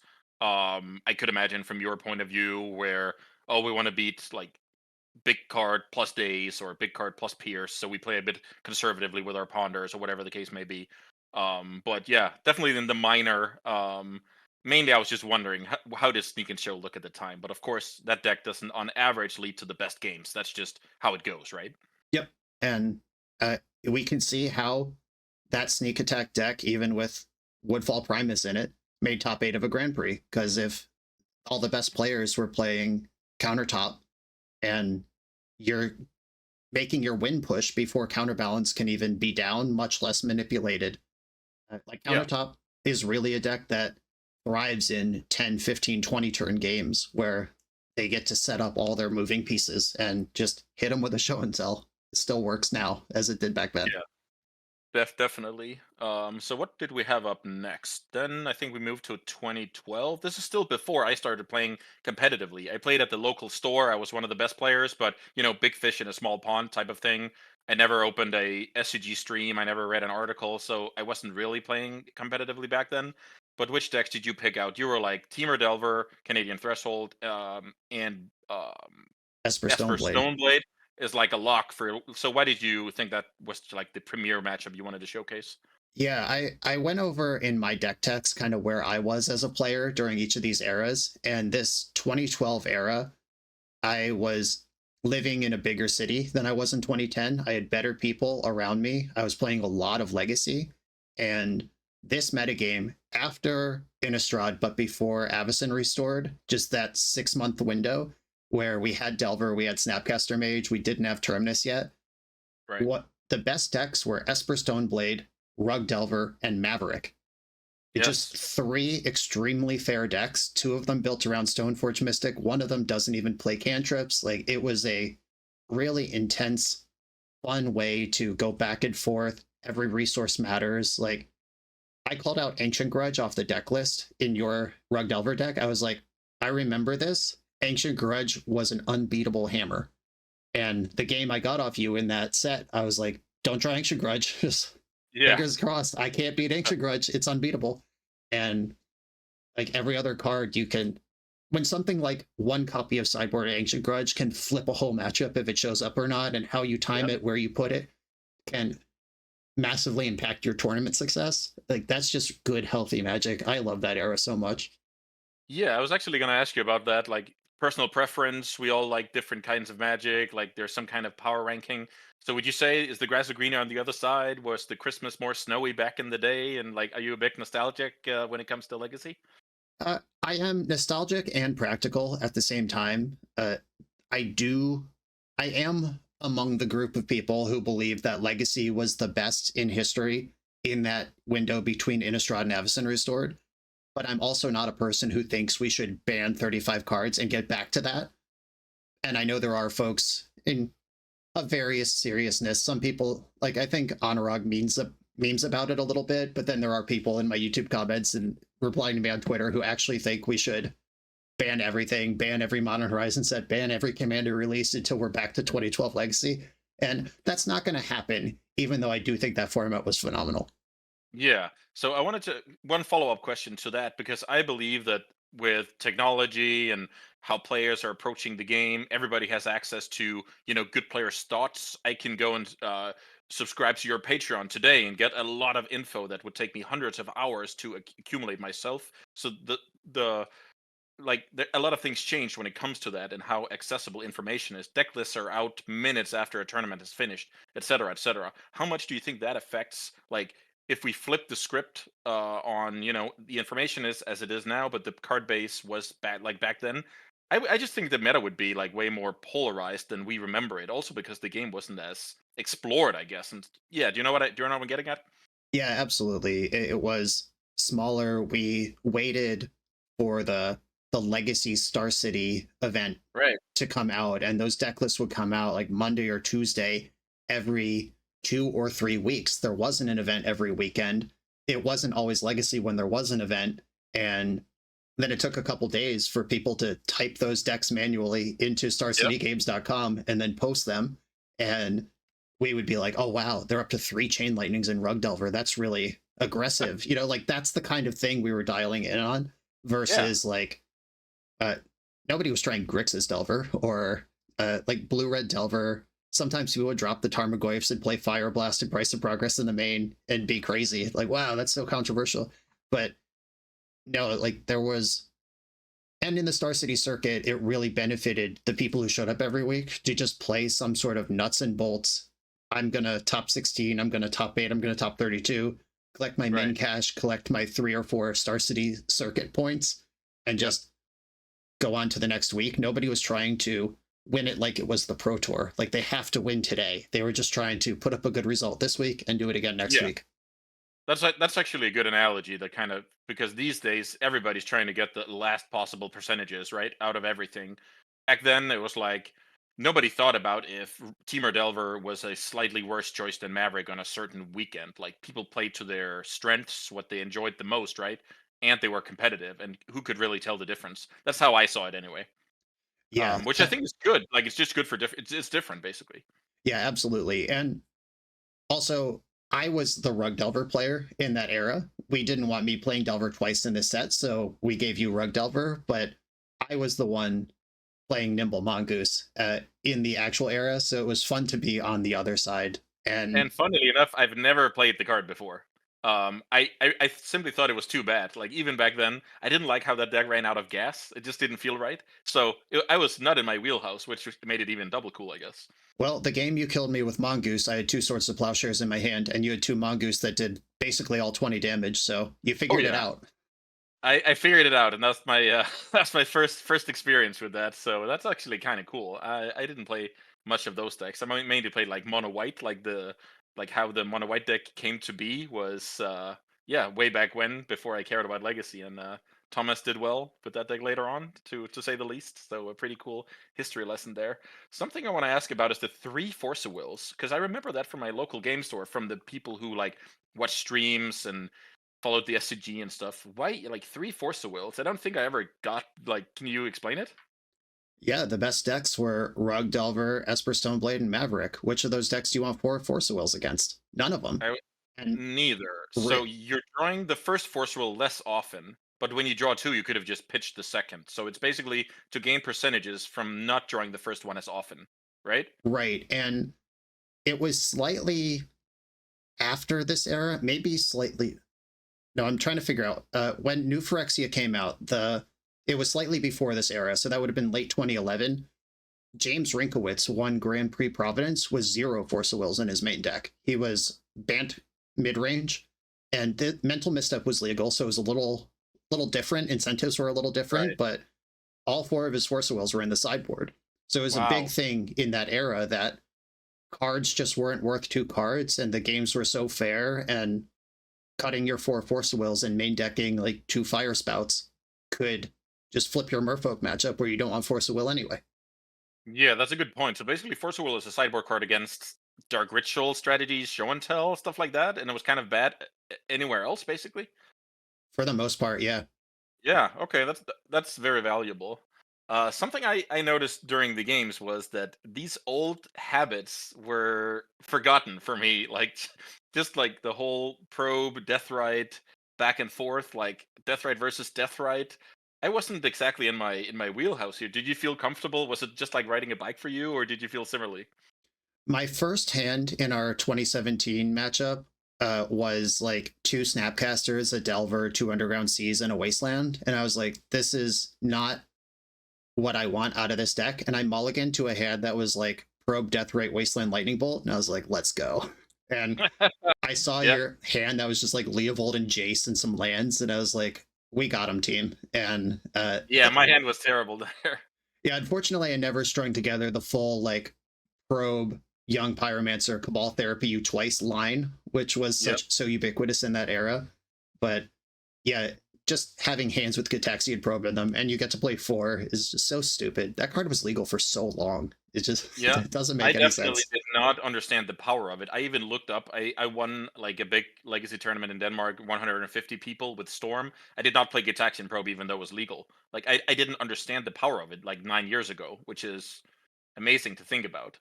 Like the value of knowing exactly your opponent's hand. Because sure, when you're a good player, you know the metagame, you can come up with uh, an educated guess. But knowing is different than educated guess. So yeah, that was not my proudest moment, but it's also kind of cool to look back on. Yeah, I mean, back then we were doing all sorts of stuff like standard fairies in 2008, 2009 played like 1 or 2 ponders. It's just Ponder's been banned and restricted in eternal formats, and people were like, I don't know if that's worth 4 slots in my standard deck. Like, are you kidding? Yeah, People just didn't really get it with cantrips for a while. And before Ponder was printed, Legacy or Type 1.5 gamers, the second best cantrip was Portent. Like it was Brainstorm, and then you play some number of Portent. And that like cantrip kind of Xerox gaming really came into its own with Ponder. Then we got preordained shortly after that. Now we have Consider and all this other stuff. But yeah. I even Portent was a lot remember better than Opt. signing up with. Yeah, exactly. I was about to say. I think I signed up with very early. What was that deck called? Like it was Werebear, Nimble Mongoose, Meddling Mage, Mystic Enforcer. That was Grow, Miracle Grow. Yeah, or Threshold or whatever it's called Yeah, at the yeah. time. Yep. Yeah, and that they played like sleight of hand. So yeah, great point about we played like bad cantrips happily, but then Ponder took a while to catch on. That's kind of funny. Yep. And then Gataxian Probe. I don't think it ever got banned in standard, but Probe You, Snap Probe You was a big part of that standard format. And then like Yeah. Gutshot your 1-drop, Snap Gutshot your 2-drop was a part of that format too. Like that it defined its Phyrexian mana defined its standard era. Obviously the mechanics busted. And Oh, no doubt, no yeah, doubt. and we just played with 4 probes in modern, legacy, and vintage for a very long time until all at once people realized it's not okay. Yeah, I wanted to highlight something from the last match. Let's see if I can remember it. You seem to slow roll some death rights against my sweepers post sideboard because you played two on the same turn. Like, what does that tell you when you attack with Pyromancer? First of all, why did you attack? And second of all, when I don't block with my death right, what are you just reading me that I have the sweeper, or like, can you talk to me a little bit about that game? That had nothing to do with sweepers and everything about Deathrite. Your deck is designed to beat my deck. that is just it. Kolagod's Command, Snapcaster, Baleful Strix, Sweepers Afterboard, Leovold. Every card in your deck is built to grind my deck out because Grixis Delver was the best deck at the time, and Check Pile, or whatever we want to call it, 4-color control, came out to push back and just put the lid and just shove Delver back into its chair, kind of. That was from the top down.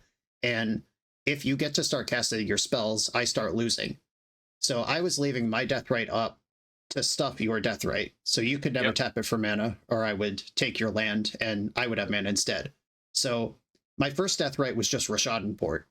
And then after that, it was there was a turn where Ponder looked more important than a second Deathrite to me. Second Deathrite, got it. Yeah, my opening hand had all 3 Deathrites in it, and I was just looking for windows where I could leave up. Volcanic Island makes it complicated. You need to keep up your own Deathrite against my Deathrite. Okay, so all of that stuff combined. Yeah, and your deck has 3 drops, 4 drops in it, and my deck has 1 and 2s. And that whole game, I was just holding your Deathrite back with my Deathrite, holding up Pyroblast. The young Pyromancer started to apply pressure. I didn't think you'd want to trade, which is why I was attacking, because usually the player who has the active Deathrite is ahead in Deathrite mirrors. And I honestly thought I was doing great the turn where I killed your Deathrite and I had 3. And I was just like, okay, he's got to sweep me, and he's already used Marsh Casualties. And then you played like 3 spot removal spells in the same turn or something, and then I fell apart. Yeah. I think I had a good brainstorm where I could, let's see, Call Against and Fatal Push on the same turn, maybe? Yeah, something like that. And I bought back some other card. But yeah, and I needed to stop that part of the game from happening. And my Deathrite was just Rashadan Port. And I was chipping damage. I was generating elementals off the Young Pyromancer slowly. Like, I was pulling ahead and you weren't in that spot. And I was just trying to maintain that. Because if I tap out or get aggressive with my Deathrites and you just resolve Jace, then I'm way behind and I could have avoided it. Yeah, there's a lot of small stuff there. For instance, I don't know how many lightning bolts you have in your deck post sideboard. Could be anything from 0 to maybe like 2 or 3. I don't even know. But if you don't have lightning bolt to draw to, it makes sense. You also want to get rid of my Deathrite if possible. So the 1/1s are actually unlocked because they were just standing there like a couple of 1/1s, right? Yep. So lots of small dynamics, and that one was closer in my memory. But that's also because I played that deck a lot and played against Delver a lot. How do you like my ability to draw the one of Diabolic Edict against the True Name? I'm pretty skilled magician, you must say. Right. So I messaged you, like my computer crashed in the middle of that game and I had to rebuild the game from a replay. My live reaction, I'm kind of glad it's gone. It was not charitable or like particularly becoming of a gentleman. Okay, fair enough. Because like that whole game, I knew Edict was the whole game. I'm like live narrating. I'm like, he's got 1 Edict in his list. Yep. He has to find the 1 Edict. He has to kill the Deathrite, because I'll just Edict that if it's still in play. If I draw any creature before he draws removal plus Edict, now I'm double Edict proof. And I'm just like, and then in 1 turn, you're just like, kill that, Edict you. And after bottom Mega Preordain, it was like bottom Preordain, and then double kill shot with the 1 outer plus the backup. Yeah, I mean, that was just... I mean, that is why you play a removal split, so you actually have the chance, but actually just finding it is a great feeling, for sure, because if I don't have that, I lose easily. Then my game plan needs to be something like, kill your Deathrite, find my own Deathrite to semi-stabilize against the True Name hits, and getting you dead before it gets me dead, which is very hard. So, Diabolic Edict or Bust is not an unfair assessment of that game, I would say. Right, and that was also a showcase of my list at the time, because that's not a traditional construction of Grixis Delver. That wasn't stock at the time.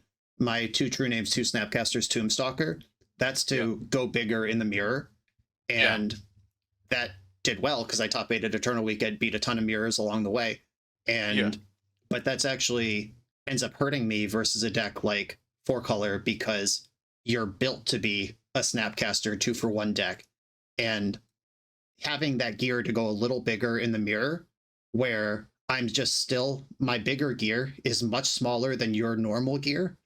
And I'm not as fast because I don't have the extra, chain lightning or whatever it is that would be in my deck if I wasn't playing Snapcaster and Yeah, let me Tombstalker. think. I think the stock deck at the time maybe was like one more Pyromancer and a couple of Anglers in the mix. Does that sound correct? Gurmag Angler was the stock?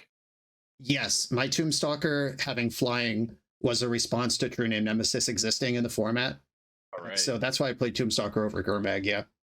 Yeah, I like that a lot. Small, but then again, when we play like one matchup, a lot of cards are gonna look silly, right? Because we at the time designed our deck to play against a certain field. Like the Chandra Torch of Defiance in my sideboard is also borderline embarrassing. But I just remember at the time like Pyroblast matchups, and that was kind of a decent card, like a haymaker against those matchups. Yeah, absolutely.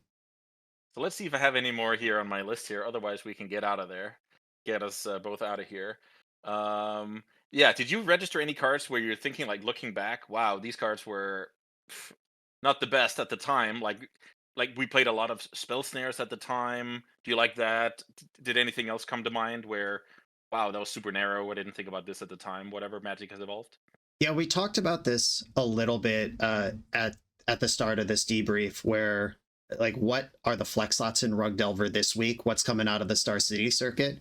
And I remember with great pride and great nostalgia during that era, thinking like my 3 flex slots, instead of 2 Chain Lightning and a Spell Pierce, I'm going to play 2 Spell Snares and a Submerge in the main this week, and Wow. just feeling like a genius when I pair Into the Mirror 4 times in 7 Swiss rounds, where Spell Snare and Submerge are busted. And then the next week, it's like, well, Rug Delver didn't do well last week. What are we doing against Stoneforge Mystic? Chain Lightning is way better than Submerge. Spell Snare still gets them. And then really tuning those 3 or 4 slots. And Spell Snare was a card that was 0, 1, or 2, depending on my mood that morning in my Rug Delver list. And I had a moment in the video where I checked your list, your sneak attack list, and I was like, he's got Daze and 1 Echoing Truth for this Spell Snare. Yeah, that's true. I remember that when Spell Snare got released and Sneak Attack as a deck completely ignored that card, and people played a lot of Spell Snare copies back then. Actually, I don't think it was that unnormal to see like 2 or 3. But if the metagame is Tarmogoyf, Stoneforge Mystic, Counterbalance, I mean, it's gonna have merit, right? Yeah, and that was the top deck. Like we said, that was the smart person deck. That was the pro player deck. That next level blue, and next level blue was defined by top counterbalance Tarmogoyf, and Snare hits 2 of those cards. Yeah, for sure. Yeah, I really enjoyed this going down memory lane. Some of it was memory lane for me. Some of it was actually going into the history books. Really cool to showcase basically what paved the way for where we are today. And yeah, I had a lot of fun. Maybe someday you will draw the one of and take a game off me or take a match off me, but it wasn't today. I made that joke. I did board in my 1 of Electrickery in our last match to get through your Baleful Strixes. Ooh, okay. And there was one turn where I had Young Pyromancer in play and you had 3 Baleful Strixes. And I was like, please, one time, I deserve it. I've waited so long. And then I jumped Delta and conceded. Yeah, you just, you would definitely deserve that. And I didn't think about that at all. I just wanted to use my mana the best possible. And, yeah, of course. And get you dead.